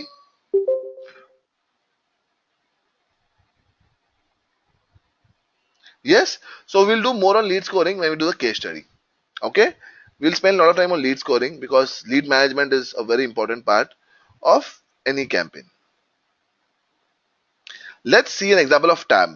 So tab, now guys, you always have to nurture your leads, right? If I just come and tell you about my product, my policy, my company, my product might be best. It is very good, the best in the world. But without understanding your needs, without trying to understand what you want, I only talk about me, my product, my company. Will you even buy from me? Without trying to make you understand, no, right? But if I make you understand how it can be useful to you, the chances are that you may actually, right, buy from me and my company. The idea is, can I nurture you properly? That's the whole idea that we are looking for. Can we nurture our leads?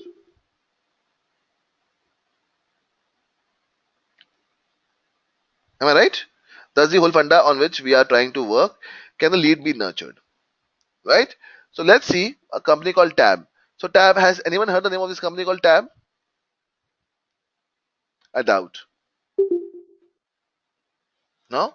So again, the source of this case study is marketingsherpa.com. Right? So Tab is a purely a B2B market company. They help companies to organize print data and digital documents. What is print data? Hard copy. Data which is there in the form of paper, right? Difficult to manage. And do you agree most of the companies always struggle to manage data? Their employees are always struggling to get data at the right time, the right moment. Most of the time, at least I'm telling you, most of the times is wasted in finding the right data. How many of you agree with me on this? Nobody. Oh yes, Harleen said yes. Thanks, Harleen. With my experience, happened a lot of times. So if my data is managed really well, trust me, I can do double the work which I'm doing in 4 hours. So Tab gives you data management tools. It tells you what kind of data do you want to save.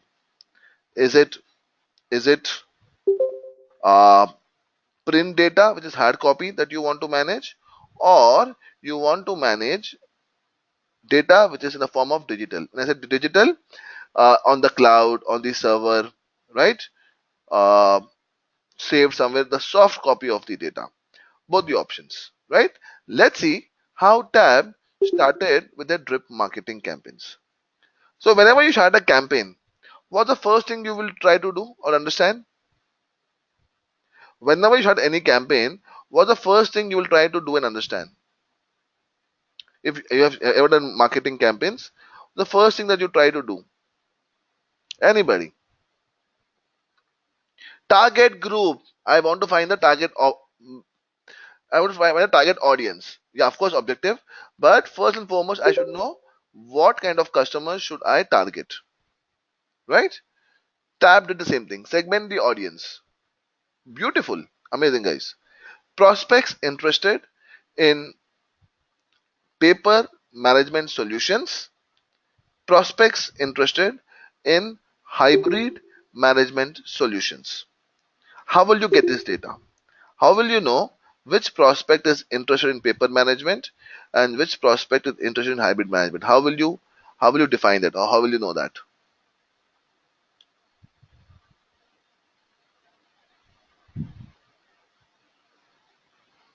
Lead management. Okay, perfect. So I go to my audience past behavior. Am I right?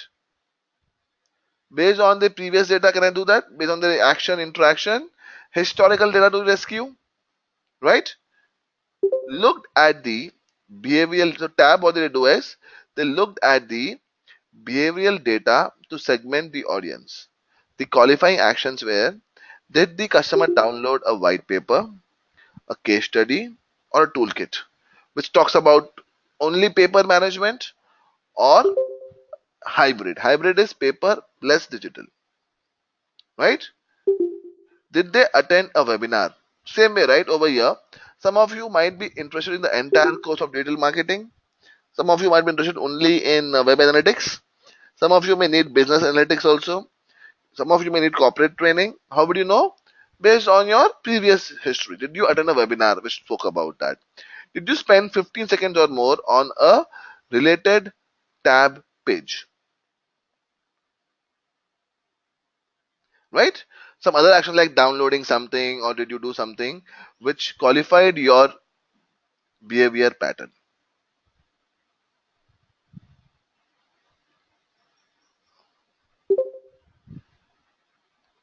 Right? This is what we try to understand initially from tabs browsing history. Now, once you have the data, once you have done audience segmentation, you will have a basic buying cycle, right? Problem recognition was were you able to recognize the problems properly, right? Education, after the problem was understood, did you educate about the product? Something which WP Engine was doing, right? Problem identification. First, they were saying, okay, your site speed is a problem. Let me figure out your site speed issues. Then they spoke about WP engine. Then they gave a sales pitch, right? Something on those lines, my dear friends.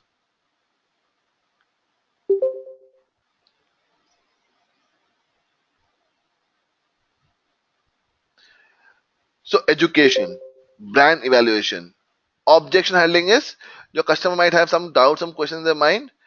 Have you included as a part of your marketing activity? That's customer handling in nutshell. Okay, just handling objections in nutshell. Then decision making. Can I push my customer from a marketing lead to a sales lead? Very difficult job, easy to say, but difficult to do, right? Pushing customer from a marketing lead to sales lead. Most of the companies, almost 90% of the companies, will have this kind of buying cycle, one step here and there, but 90% of the companies will have this basic buying cycle that I have mentioned on my screen. Okay, now you have a buying cycle. Now what you have to do, you have to match the content, right? So remember I was telling you 2 weeks back, you cannot make content overnight, right? You have to ensure you have a backup and buffer of at least 4 to 6 weeks. Otherwise you will keep struggling with just your content. So they pulled up content from the existing pool to aid prospective buyers to each stage of buying cycle. So what tab did was they articles, case studies, toolkits, white papers, right?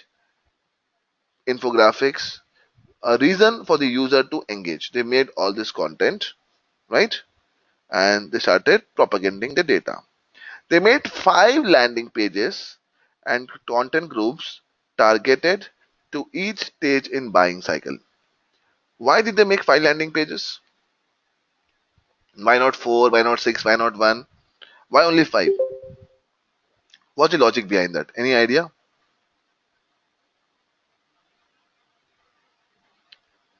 Was the 5 a lucky number or some logic behind that? Why only 5? Why not 6? Why not 7?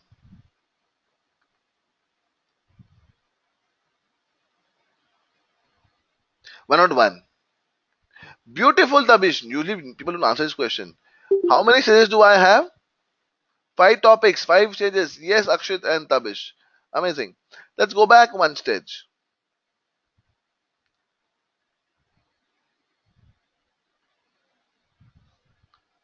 Stage 1, landing page. So they may have different content groups.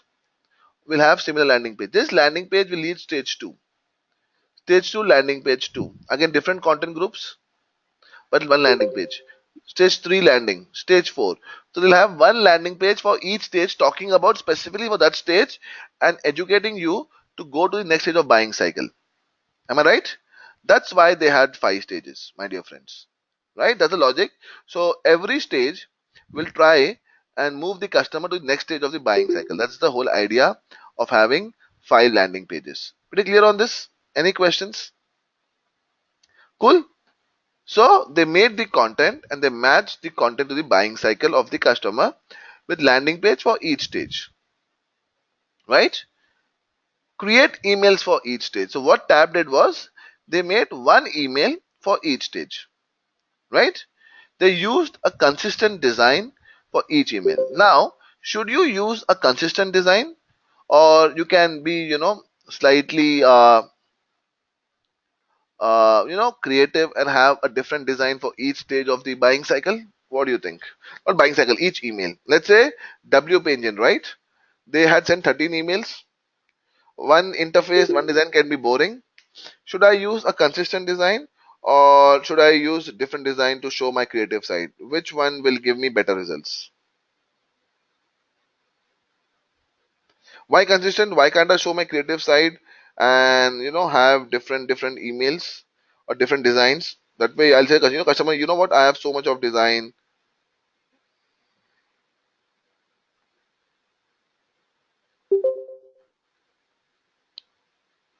different design. Okay, easy to comprehend. So different design, Pratik, consistent design by Mohit. Ideally, absolutely yes, Mohit and Harleen. Ideally, I should have the same interface, same design for each of my email. See, Amazon, Flipkart, you see them? They have similar design, similar logo for all the emails. It helps in brand recall. Am I correct? It helps purely in brand recall so that the customer recalls the brand value and you have a higher chances of getting the email open. That's the whole idea, right? So always use a consistent design, helps the customer in brand recall and a higher chances of getting the email open, right? Each email was sent with a gap of 10 days. B2B, 5 to 7 days should be a gap. You should not spam the inbox of B2B, right? Correct? You can't send email every 2 days. B2B people need time. They need time to make decisions. They need time to understand what to be done. So don't rush emails, right? Each email brought prospective buyers to corresponding landing page. Right. So Akshit says sets a uniform professional image for a company. Absolutely yes. Yes, I agree with you, Akshit. Right? So they made emails for each stage. Now, how did the users enter the stage? Let's understand that. Email campaigns were started for all prospective buyers in the existing list. First email started after 3 days for new potential buyers entering the list. Now, how does the user enter the list? Let us new slide. Let's say this is my drip marketing campaign, right? Stage 1, stage 2, stage 3, stage 4, stage 5. Customer 1, customer 2, customer 5, customer 6. Right, like this I'm going. For the users to come into the drip email marketing campaign, the user will have to come to website first. Once they come to the website, they do action and then I say yes, go to drip marketing campaign, no, some other campaign. Am I correct? Is this how you will see? Or will the users come to drip marketing campaign automatically without coming on the website? What do you think? Do you think the user will have to first come on the website? And based on the qualifying action, you will decide whether to include them in the drip campaigning, yes or no. So you'll also have an inbound marketing campaign over here, right? So first you will have a inbound marketing campaign to attract the user on the website, and then you can go about, right, adding them to drip marketing campaign. That's what it's being said over here.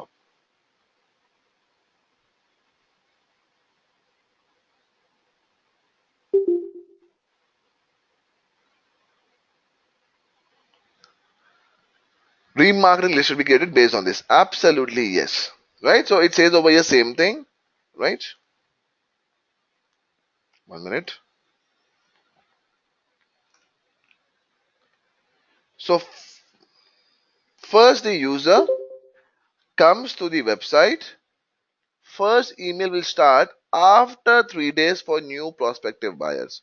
So I'll hold him over here. Day three, first email will go. Pretty clear on this? Usually people get confused over here how I am entering into the campaign, what do I doing? Once the user comes to the website, you will have a qualifying action. Based on the qualifying action, you will decide, okay, let this user come on the website and then we will start the drip marketing campaign to them 3 days after they come on my website. Cool? Great. Once the user comes over there, the lead is officially there to nurture. Am I right? Cool. Now, once the lead comes,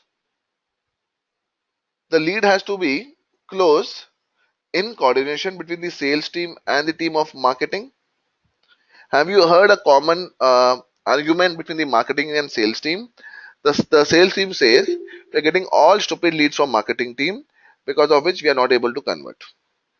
The marketing team in fact says we are giving such amazing leads to sales team, the sales team is not able to convert. Have you ever seen this kind of argument in companies between the marketing team and sales teams? Which I have heard. In between this agreement, the lead is getting wasted. In this argument, who is affected? The business is getting affected, Remember, guys, every lead comes for a price. To get somebody on the website, there's a lot of price involved. That's why, to avoid lead wastage, you should have effective lead management. Effective lead management will ensure that no lead is wasted, right? And every lead is properly utilized by all the customers. That's the idea of effective lead management technique. Okay? So if you get large quantities of lead on your website, is it enough? I'm getting every day 1,000 people on my website. Is that enough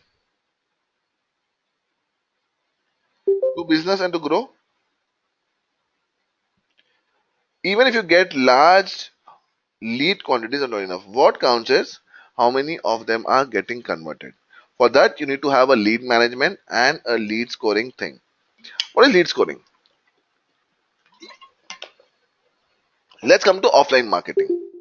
Let's say insurance policy, right? So you have a lead persona, people who are looking for policies of around 3 lakhs, 4 lakhs, having a family, income of 3 lakhs, salaried people, age group 25 to 49. They are like a lead persona, right? Offline marketing. Let's say you want to buy a Honda City Automatic. What do? You go to a dealer. The dealer shows you, gives you a test drive, and tells you the price is 15 lakh rupees or 14 lakh rupees, whatever. And then he takes your documents, whatever, tries to arrange a bank loan for you, right? And then tries to close the deal. After 15 days, the dealer will call you proactively and said, sir, you had applied for a loan. What happened? Do you want to continue buying the car? Yes or no, whatever. In offline marketing, you interact with the customer, right?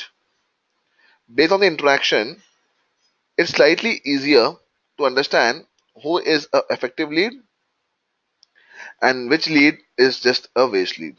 Am I correct? Because you have the body language, you have the customer sitting with you, you can easily judge yes or no.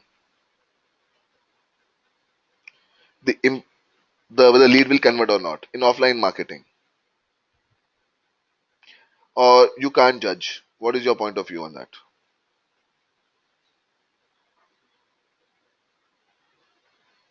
So in offline marketing, because you interact with the customer, you are in a much better position to judge whether the customer is like a hot lead or a time waste.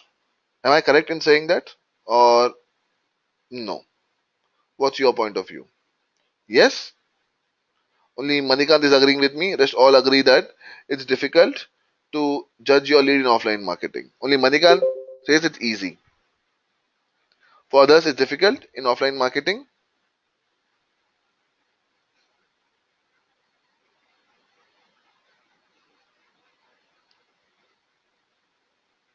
Okay, it's easier. Tabish says this. Thank you, Tabish and Manikant.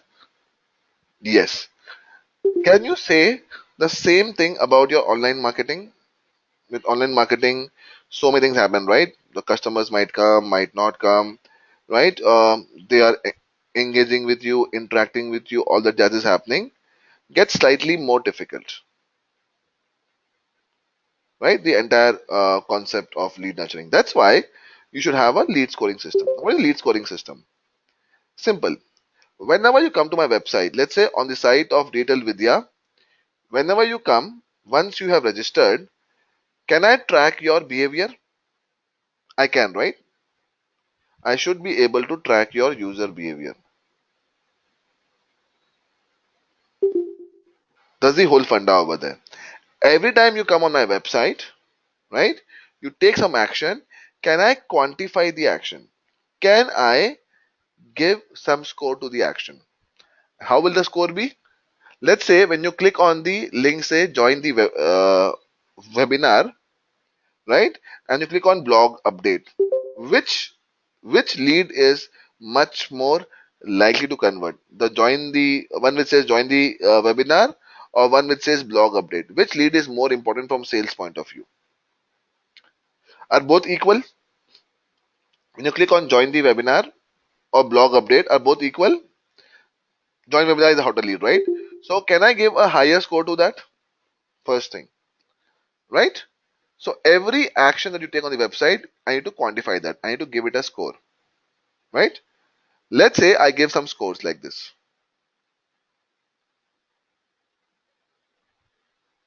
When you open the email, score of 3. 2. When you click on the email, score of 3. When you go to webinar, score of 5. When you download something, you get score of 2. When you watch a video, score of 6. Whenever you come on the website, I do some activity to nurture you, right? So that you come back. And whenever you come back and do something, what do? I kind of give you a score. Then I keep a threshold. I keep a threshold and say that if the score of the lead, right, is above 50, it will go to the team of marketing. Sorry, if the score of the lead is, let's say, above 50, it will go to the sales team for sales. If it is below 50, it will remain with the team of marketing to nurture. If you make this kind of rules, don't you think both the teams have job roles defined clearly without giving any blame game? My lead is also getting optimically used. Let's say I come to website Vital Vidya, I come 4 5 times. The threshold is 50, my score is 40. So will my lead go to the sales team for sales or remain with the team of marketing to further nurture? What will happen to my leads? My lead, me, Praful Kumar Jain, the score is 40. Will the lead go to sales team to sale or remain? Why will it remain the team of marketing, Manikant? Why will it not go to sales team? Beautiful, Manikant. Absolutely brilliant. Amazing. What the rule says, if it is above 50, only then it will go to the sales team. Anything above below that will remain with the marketing team for further nurturing. Right? This is one advantage of that. This way, I am using my leads really well with clear distinction of who is responsible for what. Right? So why do you think we need such a big lead management thing? As simple as that. Right? Even if you generate large quantities of, if you get too much of traffic, is not good enough. Right?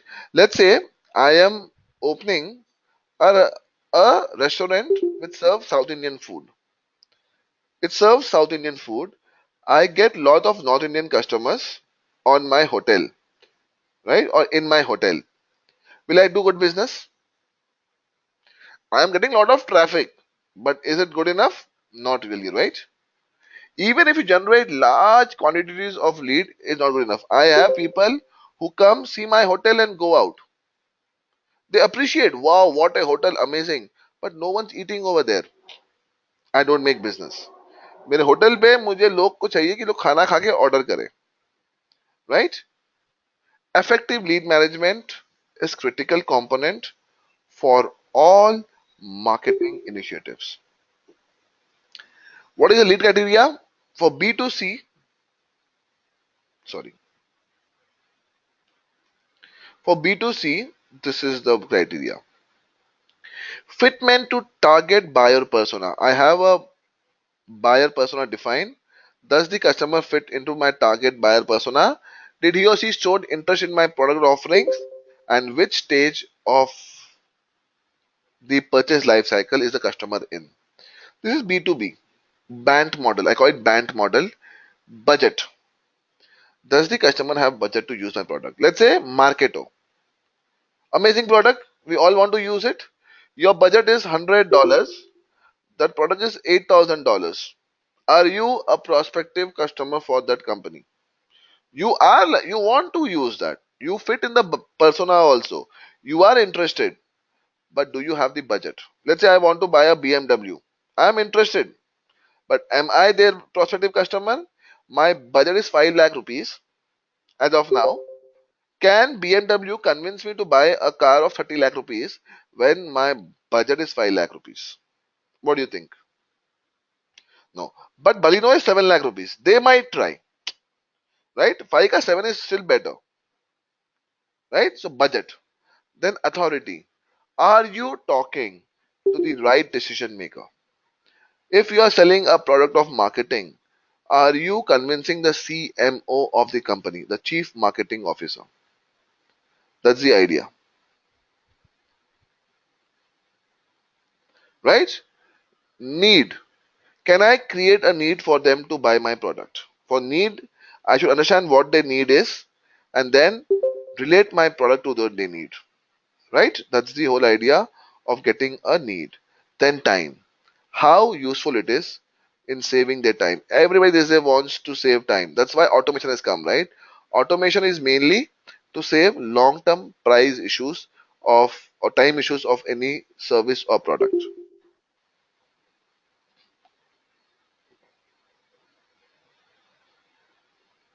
right? So it's band model. Budget, authority, need, and time. Am I able to sustain the time factor for my customer, right? This is how you'll define a lead. The different stages of lead are lot of work goes into attracting leads, making it important and imperative for you to better manage them. The role of customer is completely changing. My customer is always in research mode. He or she does not want to buy my product immediately. And that's the reason why lead management is very important these days. Because my customer's thought process has changed completely. He is no longer interested in just buying randomly. He wants to do a research before buying anything. Smarter and more cost efficient marketing is possible. Sales team, if you give good nurture leads to the sales team becomes more effective.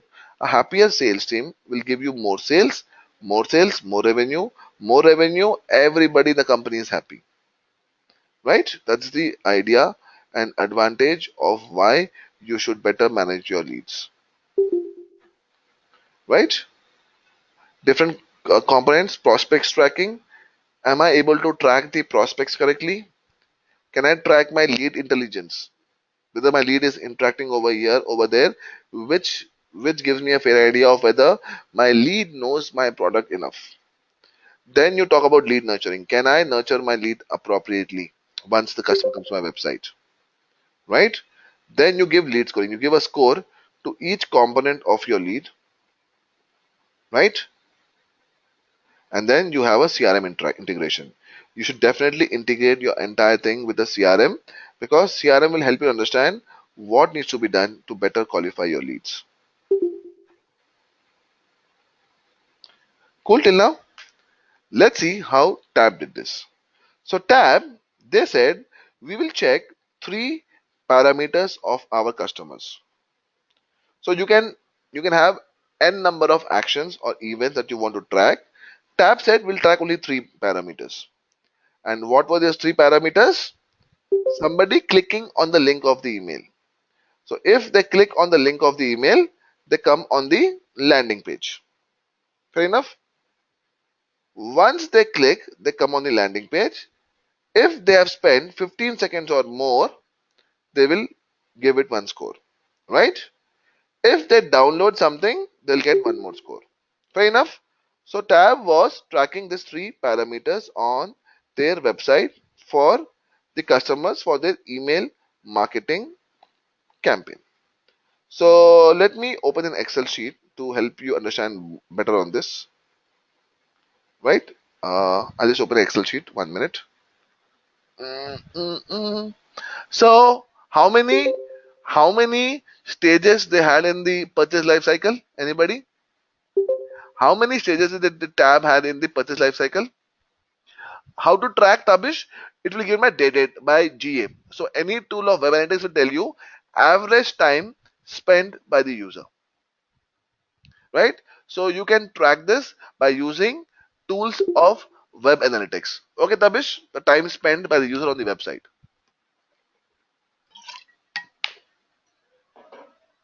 right? Cool. And thank you, Manikantan. So they had 5 stages. So this is called, let me put a heading, weighted average scoring system. All of you agree that now lead scoring is important? Lead scoring will help you understand lead management, lead intelligence. Any questions why we need lead management or lead scoring? Anybody over here? If you have in 1% question, please ask me, my dear friends. No? So I'm assuming we all know the importance of lead scoring system. So let's say stage 1 and Tab was sending one email per stage, the gap of 10 days,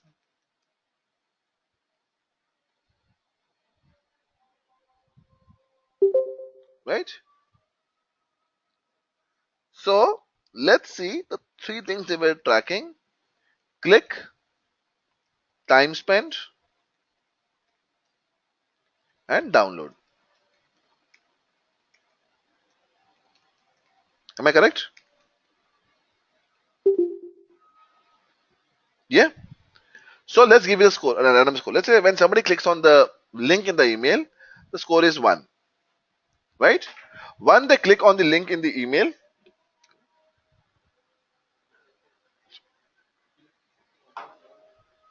right? So they come on the website, they spend some time. Now this school of thought says that to make somebody spend time on the website needs much more effort than to get a click on the link of the email. Is that thought correct? There is one school of thought which says we will give the score based on the complexity of the action. So to make somebody spend time on the website needs slightly more effort than to get them click on the link of the email. Do you agree on this? Yes, no, probably, no, maybe. Your opinion counts. Yeah, I'll zoom it straight away, Sudhir. Sorry. Better now?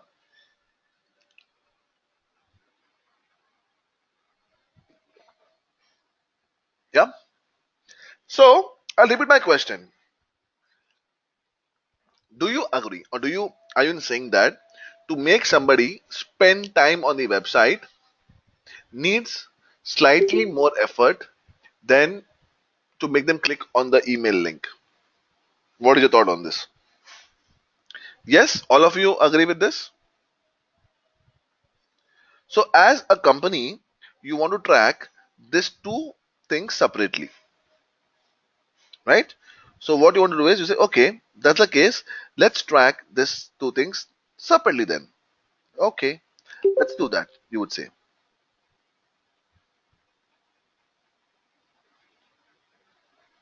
right? So let's give it a score of 3. That's why it's called weighted average.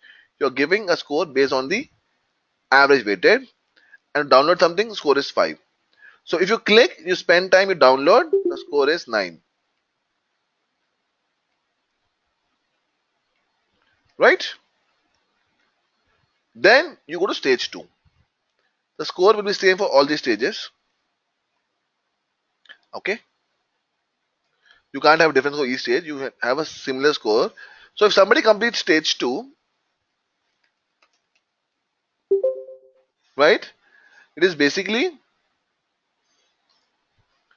stage 1 plus sum of this, no, sorry, C4 colon C6. 18, okay, and let's drag this formula over here. Now I have stage by score, right? Let's say the score of Harleen is 32. Which stage is Harleen right now? Harleen's score is 32. Which stage is Harleen in right now?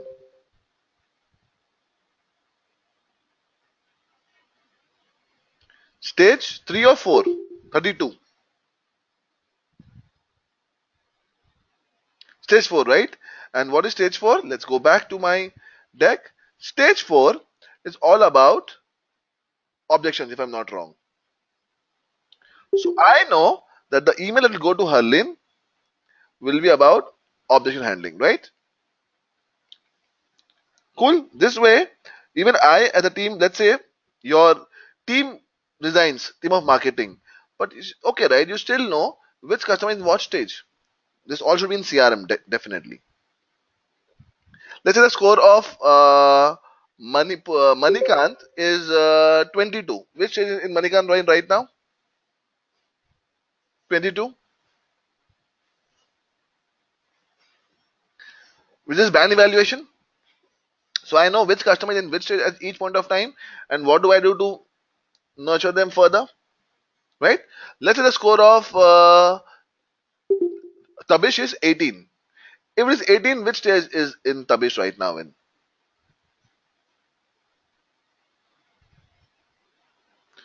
Okay, 18 would be end of stage 2 and start of stage 3. So I will qualify him as stage 3 only. Because now stage 2 is over. 18 is stage 2. I've done this. So what do I have to do? I have to answer an email of stage 3. Am I right, my dear friends? So when it's a cusp like 18, 27, 36, make them go to the next stage.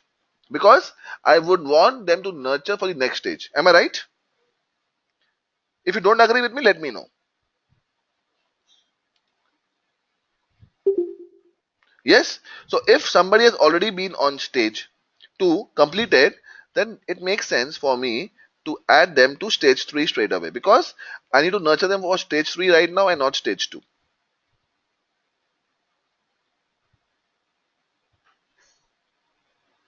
Cool. Any questions on this? Now can I have a disclaimer? Up to 36 marketing team nurture, after 36 sales team for sales pitch. Now the sales team also knows the moment the lead comes over here or here, they know the entire background of this customer. How much time did the customer take to come over here? First thing, right? Customer take more time, needs much more nurturing. So now I know each and everything about my customer. My sales team is a much better position to complete those sales. Am I right? That's why you should have a lead scoring system. Easy. Any questions over here? The good thing is you don't have to do this manually. Can you repeat this sequence calculation of stage and point? Okay. So these are random numbers, Sudhir. Right? You can give any numbers based on your requirement. Right? So I'm given score of 135 for each action.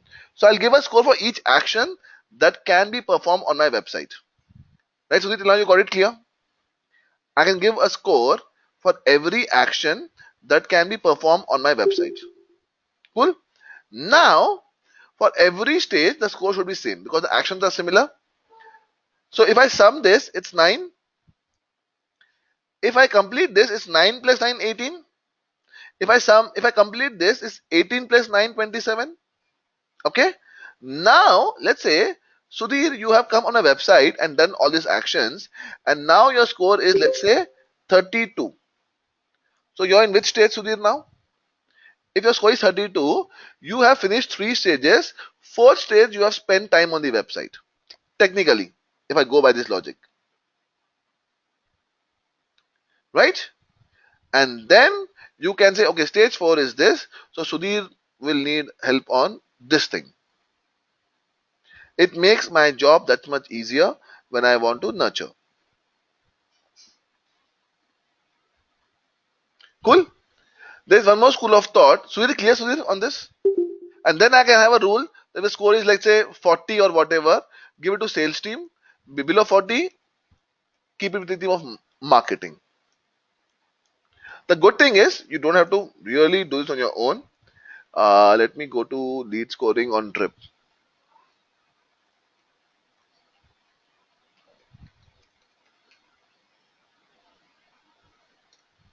Right? So very good blog on this. Why it should have.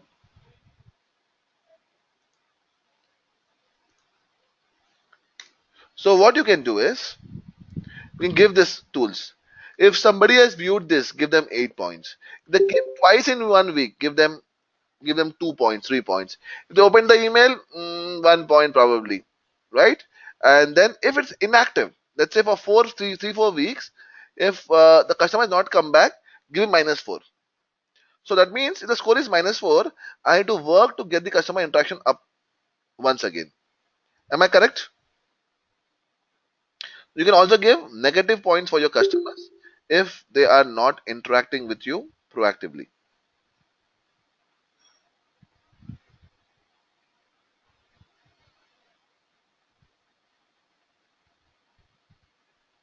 Cool. Any questions, my dear friends? Sudhir, pretty clear now?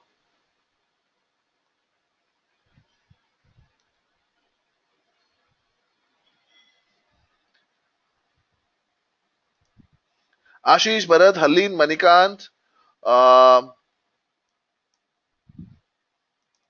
Mohit, Mrunal, Pallav, Pooja, Pratik, Sudhir, Tabish. All good. Any questions over here? Great. So this is one tool you can use. Like there's a lot of tools. You have lead nurturing in almost every email marketing tool nowadays. Don't worry about that. That you have to use only tool. No, you have this in almost every email marketing tool nowadays. So it should be much easier for you to go ahead and convince your customers.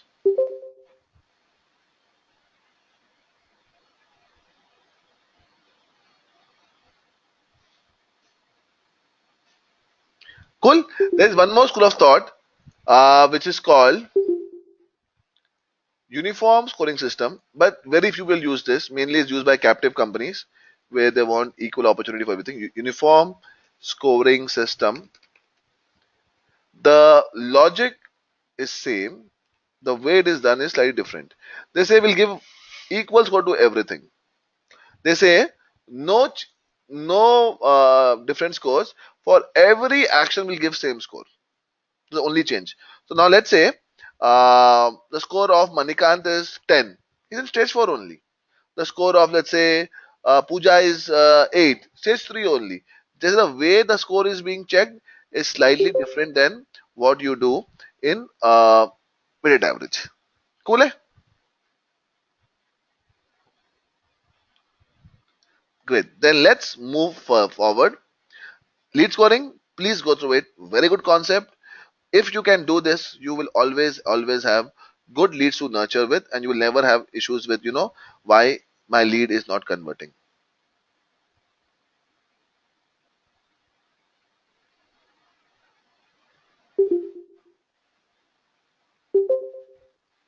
Cool. So by doing all this, right? Having a audience segmentation, basic outline cycle, matching content to buying options, making emails for each stage, entering doing campaign, lead scoring formula, right? Tab results 133% increase in open rate for emails, 650% increase in click through rate for emails, 32.6% increase in conversion rate. And what was the conversion rate? To download some content from landing page. Happier sales team with better qualified leads gives you better conversion. Right? Cool. Let's see one more example. One more case study. So this was mainly about new campaigns. Can you do drip campaigns for your existing campaigns? You can do by using the previous purchase history, all that stuff. So let's see. Okay, yeah, very important. So you have to set up automatic campaigns. Some possible tools that you can use are, right, Pardot, Eloquio, Marketo. I said expensive, around $8 to $12,000 per month license, but very good tools. If you want to try your hands dirty and learn basic stuff, you can try MailChimp. It's for free, right? You can also use Customer.io. Around 7 to 8,000 rupees per month is the license. Uh, you can have a trial version first and then open the account if required, right? You can always open trial version across everything. So if you just want to learn, just go ahead and open the trial version. That should help you to learn things from learning point of view.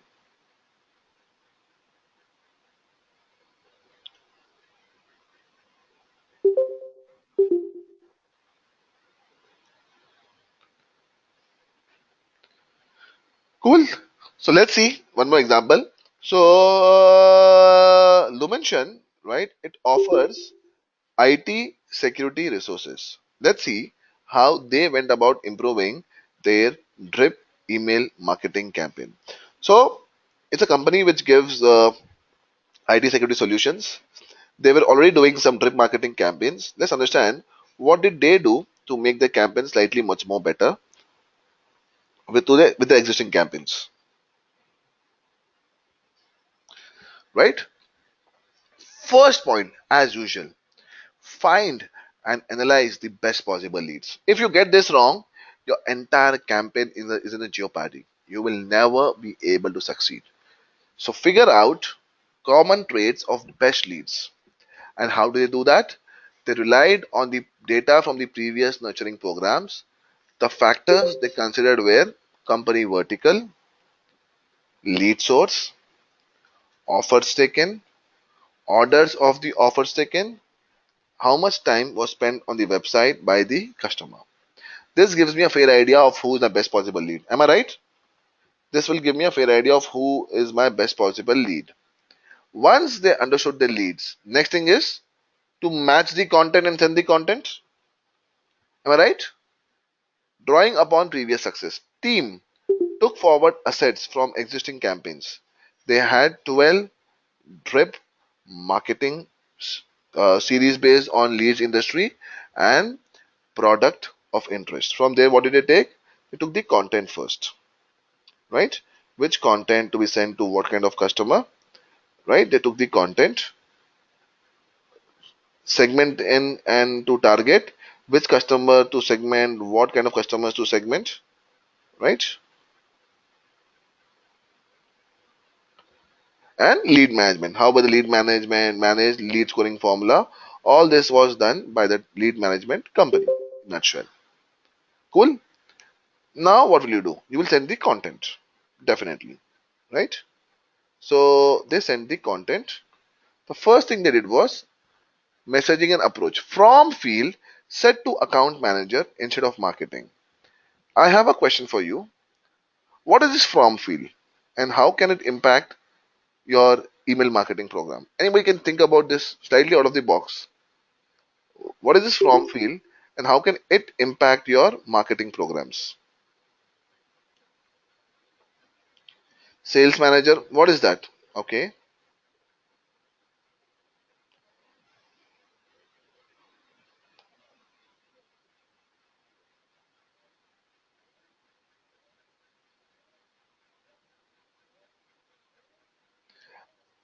Inbox, absolutely. Let's see.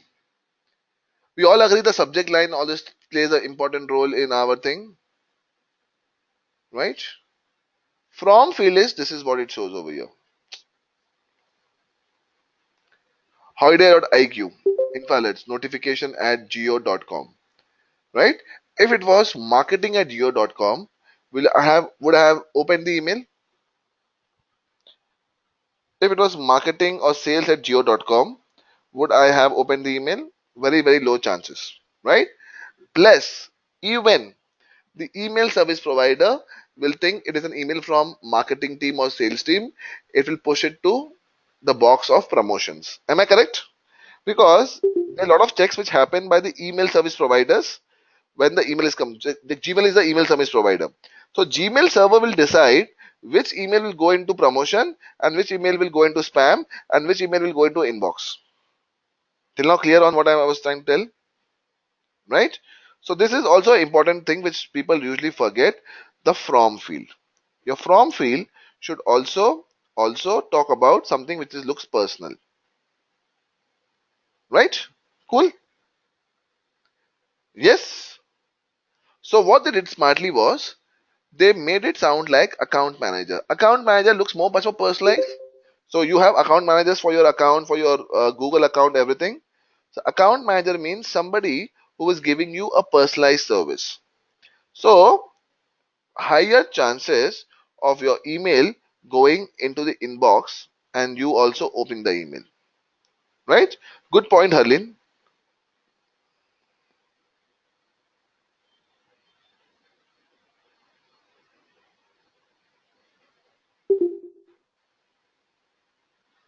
right? Less ST. So they changed the from field to account manager instead of sales. This gave them higher click-through rates, right? Because the emails were given to inbox and higher clicks were made. Less HTML focus. Main reason is Gmail. For some unknown reason, anything which involves coding, HTML coding or some kind of coding, Gmail usually think it's promotion or spam. I don't know for what reason, right? So the focus was more on text and less on HTML. Timing and volume. So they did some A/B testing. Tested 4 approaches for faster sales readiness. 2 emails in 1 week, 3 emails in 3 weeks, 6 emails in 3 weeks, and 4 emails in 8 weeks to understand which will give them a better result. Okay. Content. Initial emails offered guides. Later emails offered sales oriented material like trial, demo. Remember the example of WP engine? Initial email was your website score, how to improve your website speed, 3 quick changes, why hosting matters, right? So initial email was all about giving gyan, giving knowledge before the sales pitch began. Same way.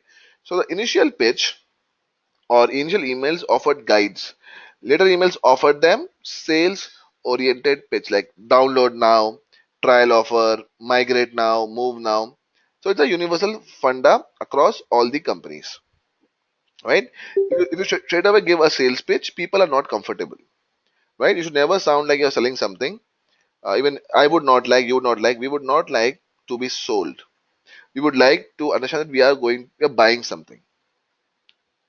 HTML is not good. So HTML, anything which has slight coding or slight what a PHP coding or HTML coding, for some reason Gmail thinks it is spam. Now don't get me wrong, you might also get away with it, but if you have more of text approach, you have a higher chances of making into the inbox of the customer, right? Because of Gmail algorithm. When you see official emails of the company, this is only for marketing emails, Sudhir. Official emails will go the way you will send it or design it. This is only for marketing emails. Yeah, official emails you can use HTML whatever, because that emails you have your own rules, own inbox rules that sets upon. This is for marketing emails, because marketing emails you will send in masses. Like you will send like 1 lakh email to at one time, right? If you're talking about emails that are official, you would hardly send any emails official, right? Maybe 4 or 5 emails in an hour. That's the reason. Cool. So based on this approach, Lumention results 225% increase in sales ready leads. Wonderful. 376% more engagement per lead. 489% increase in leads with multiple engagements. 12.1% increase in leads with at least one engagement. 27% opportunities generated like this became customers because the leads were much more matured. They had proper understanding. They got better engagement, better sales ready leads, better sales ready leads, more opportunities. The whole funda over here, nothing else, right? Now let's understand how you can design your own drip email marketing campaign. Okay, official mails PF prospects also have such restrictions like Gmail? No. So when you say official emails, it's for official use, right? Failed campaign, Tabish, I can check. Failed campaign was I only did one failed campaign for a company called Microsoft Dynamics. So it was done by a company called some XYZ software company. They were miserable, so they took our services to nurture.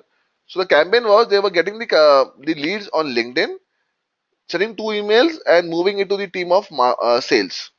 So one product was worth $500,000, right? You just can't give it to sales team.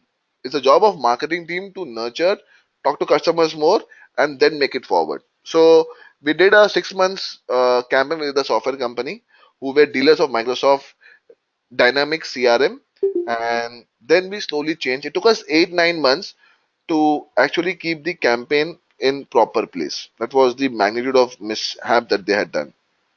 And for official emails, it does not matter because the volume is very less.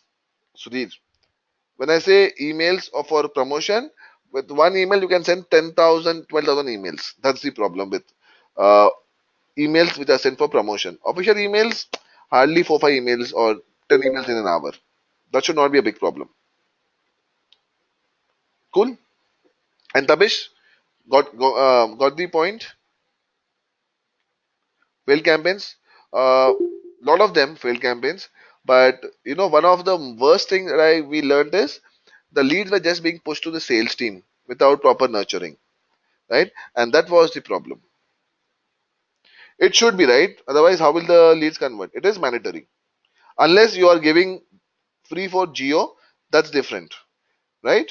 Even Geo, after the free thing is over, they are also giving so many ads, so many emails. They are also trying to make the leads nurtured, known about the product, different options, packages. So even Geo has to do that because of the reach of the audience. Lead nurturing is necessary unless you have a product which people buy automatically, which is very difficult. Am I correct, people? What do you think? So there's a question from Tabish. He's asking, is lead nurturing necessary? What do you think? Anybody else? What do you think? I might be wrong also. Do you think it is imperative to do lead nurturing? Yeah, unless you have a product which people buy automatically, uh, you don't need to nurture. But ऐसे product बहुत कम होते हैं market में. That's the whole funda. And if it is bought automatically, then you know don't need marketing people like you and me, right? They would just have the product team who will make the product, develop it, and sell it. Plus, if there is no need of nurturing, if the product is being sold automatically, why do they need the team of marketing? They will just invest in the development and say ठीक है अब customers खरीद लेंगे अपने आप से, right? Okay, let's understand how you can design your own drip email marketing campaign. First thing, the steps are here. You can make notes if you want to. Define the start point. Do attributes based segmentation. What is attributes based segmentation? Simple words, audience aggregation. They're asking you to do audience aggregation based on the customer's attributes. Right? Wonderful. Identify all the important events of your website that you want to capture because you would want to do lead nurturing, lead scoring, and also customer engagement based on this, right? Like website page views, events, email activity, workflows, whatever important things that you think, please capture it. Okay. Create workflows like a flowchart with segments and trigger points. Which segment should go at which point? What should the customer look at? Right? Where will the customer exit? Which point he or she will enter? So like this, you will have to make workflows with entry point, exit points. Write drip emails for all nodes in the workflow.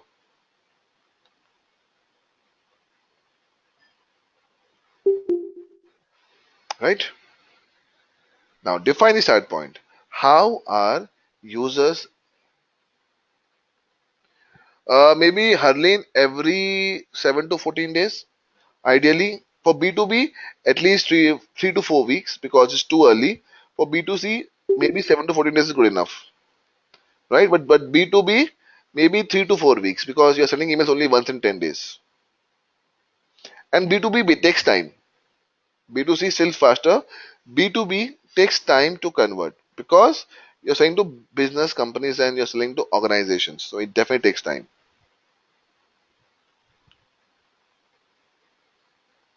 Welcome. So this is how you will make your drip email marketing campaign.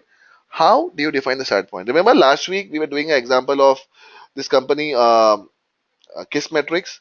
There were different start points for the customer to enter and go forward, take it forward. Something similar. How are users entering your current email marketing list? The first thing that you have to understand, right? Are they using your existing data? Is it through website chat interaction, right? Some conferences that they attend? Did they fill some lead or some subscription form? Or what other qualifying action did you take to understand what your customer actually wants? Once you define the start point, now you know what your customer is. Now you have to do audience aggregation. You can do audience aggregation based on these things: industry, role, company size, which product he or she is interested in, source of engagement, all this different stuff that you are supposed to take care of. You should be in a position to get this data.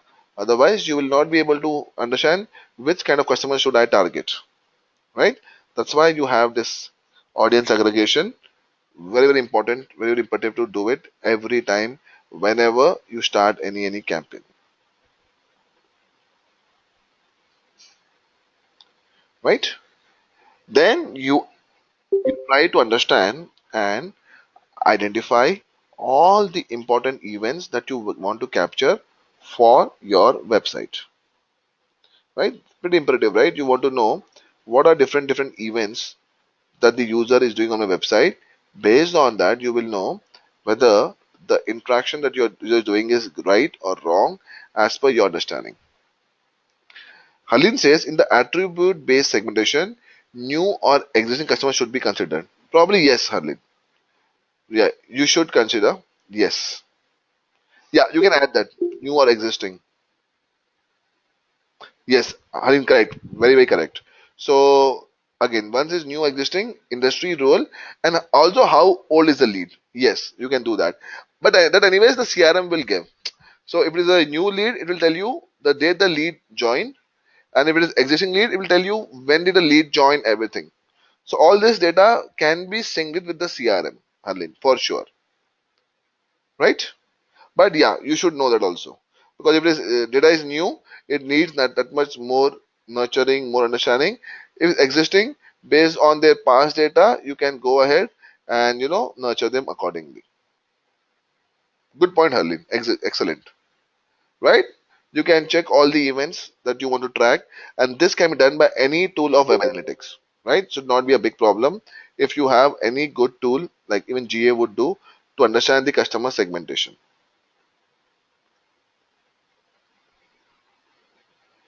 right?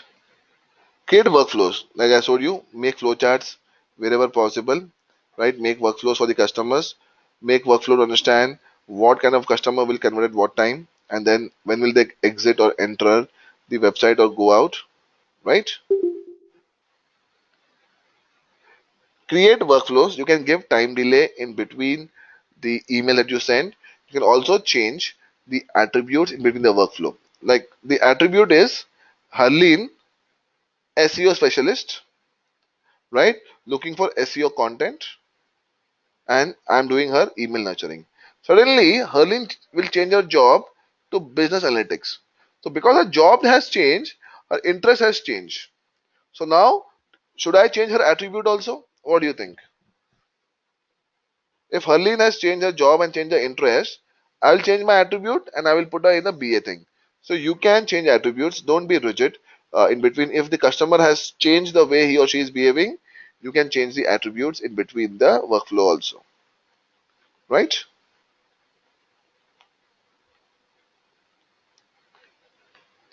Create emailers.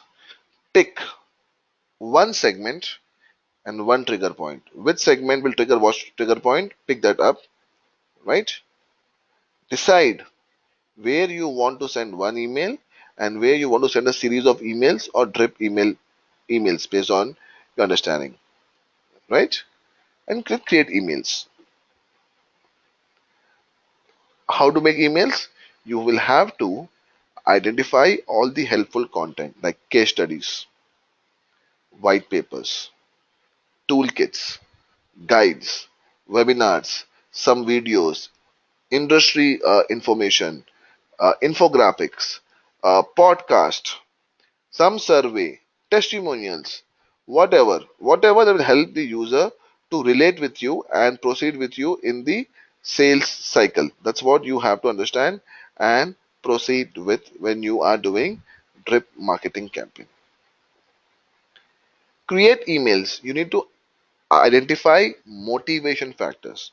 What knowledge or what pitch or what information will motivate a marketing lead to become a sales lead? Could be a opportunity pitch, could be success stories, compliances, auditing, all that stuff. Example, by using Facebook ads, company X increased their revenue by 238%, or by doing XYZ course, right? Company X has involved or made four people join the team of marketing, right? Giving a revenue of $800. So now more companies will look to move into online marketing. Some uh, some factual, uh, informative, which is correct, which will help or motivate, right? The marketing lead to become a sales lead. Give that to proceed with your sales pitch. Create emails which will identify the concerns of the people, like the refund policy, social proof, familiarity, terms and conditions of offer, internal selling, right? Whatever that can block the customer, right, should be addressed by you in your email marketing content, right? Repeat step 5 for all. What is step 5? Internal selling, basically selling from your own customers, with your customers network, all that stuff. You're asking your customers to refer, right? So if they refer, what will they get? Bonus of 50 rupees, 80 rupees, whatever. That's called internal selling. Using your existing customers, having a program to refer, right? What will they get if they refer? Right? That's the question a lot of people ask. What's in it for me if I refer something? Have that documented and give it to the user so that you can use it as a sales pitch. Cool, Harlan? That's internal selling. What's step 5? Write emails. Right? Do step 5 for all these segments. Some extra steps that you need to take care about is lead scoring formula. Decide a basic lead scoring formula. Very, very important. Right? Could be through different actions. And integrate with CRM. You cannot run it on Excel sheets, my dear friends. You need to gather all the customer activity into your CRM. CRMs will give you data at the inside. Have it handy for sales to know the history of interactions. Excuse me. Finally, execute, test, optimize, and repeat. And that brings us to the end of this session. Any questions, my dear friends, on inbound marketing before I end? So there is one more thing which I want to share. It'll take 5 minutes, right? Nowadays a lot of emails come into primary, social, promotions. So with my observation, I've made a checklist, some checklist that you can follow to understand which kind of leads could go to, what you can do to try and ensure that leads come to inbox directly and not primary. Do you want me to take you through that? Some basic steps of that, what you can do? No? Yes? Okay. So I'll do that. 1 minute. Before doing that, it's 1:20. I just want a feedback link. This is a final feedback. So this feedback will come on the website, and this feedback will define how this training was. So I'll ping the link in the group chat also. Please go ahead and give me feedback for this feedback form, right? You have to log into your LMS, right? And this feedback score will come on the website. So appreciate if everybody can help me doing that. How would you rate the quality of the content given during the course? Bad, satisfactory, good, very good. Give your honest opinion, right? Go to next. How would you rate the effectiveness and knowledge of the trainer in giving the curriculum? That's me. Was I bad? Was it satisfactory? Good, very good. Whatever you felt about my training. Let's do that next. How would you rate the quality of the delivery format, presentation, exercises, case studies of the course? Good, very good, bad, whatever you feel like. Next. How would you rate the support you receive from your program coordinator? Good support, good support. Okay, I don't know my coordinator, whatever you feel like, honestly. Testimonial. Over here, you can write my name. Praful training was good. Praful training was bad. Praful training was amazing. Inbound training by Praful was very good. Praful's inbound marketing concepts were very good. Or Praful was not sure of what he was teaching. Give my name and give the course content of and your feedback on that. Any other feedback that you feel that you want to give, right? And if you and let's say you want to recommend this course to somebody, how likely? Like 8, 9, 10, right? And if you have any friends who want to refer, they will get a 10% discount of alumni. If you have, refer them. If you don't have, skip and submit. But if you give somebody, they'll get a discount of 10%, which is a special discount for alumni. Right? Please do this for me. In the meanwhile, I will open the doc of Gmail.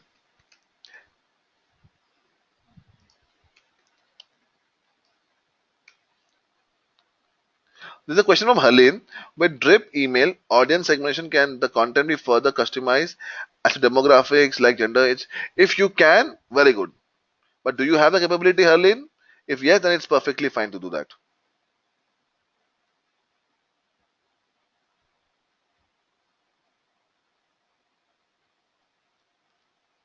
Right? Cool. So let me open the doc. Gmail primary. Yeah.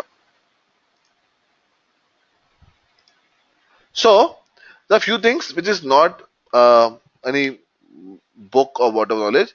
This is as per my observation, what I have felt. Right? Mention the reader by name. So this is for Gmail only, right? So address the reader by their first name using merge tag tool within your email marketing program. This makes things more personal and the person feels more connected to you and your story. This is possible with many popular email marketing tools, but MailChimp is great for beginners and is free to start.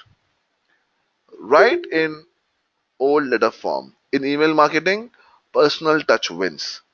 By keeping your messages simple and natural, it makes the reader feel like you are writing to them directly. It also fools Google. Lose the images. Contrary to social media best practices, Gmail has its own rules. For whatever reason, Google sees images as a sign of promotion or spam message. You will increase your readership by not having pictures. That's why I'm telling you, right? No HTML if required. Include no more than one link.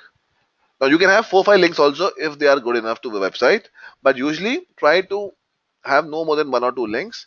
The point of the email is usually to drive traffic to your website. But if you have a lot of products, like we saw some products, right? Nearby, make my trip, then you may have to. That's called product information. That's why it goes into the box of promotions, right? The point of the email is usually to drive the traffic to your website, right? So the prudent thing to do is write an exclusive email and give the readers reason why they should click on that link. Make it all natural and smooth, of course. Now, don't get me wrong, you can get away with more than one link, but it's not guaranteed you will survive the Google filter. Avoid RSS. What is RSS? Anybody? What is RSS, my dear friends? What is RSS? Anybody has an idea? Rich site summary. Basically, if the website is updated, you subscribe to receive their updates. Am I right? So RSS is like an automated formula by which whenever the site is updated, you get right information that the site is updated. The in my experience, almost every RSS feed lands in my promotions tab because RSS is automated. Google can surmise that it's not being sent by a real person, so it doesn't belong to Gmail primary, even though I have subscribed to it. Keep it short. This is a new trend I've noticed in my research. The longer your email is, the less likely it makes it to primary. Keep it short and simple, right?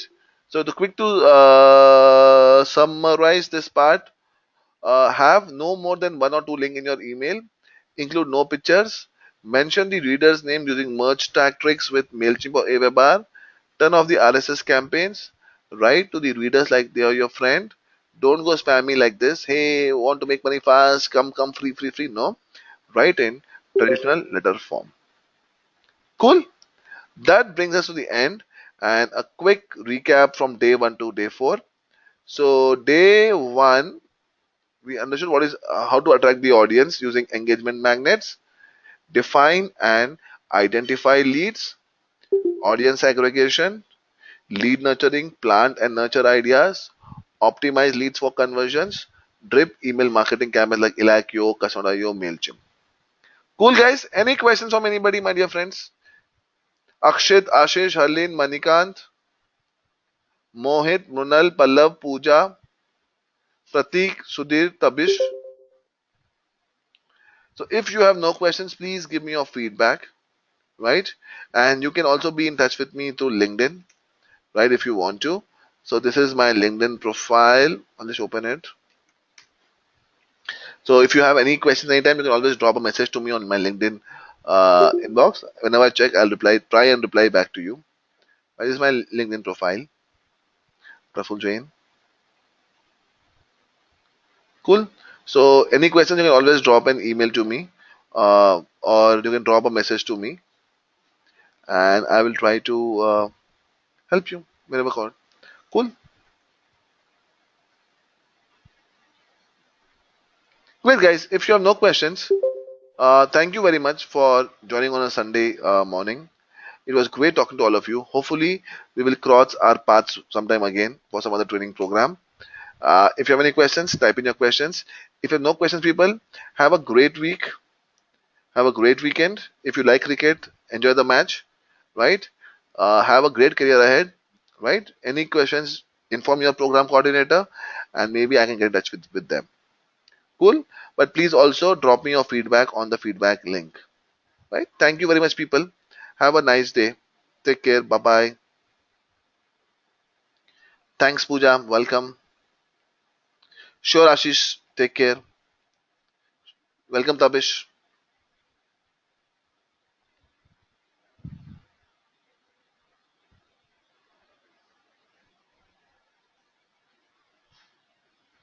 Bye. Bye, everybody. Take care.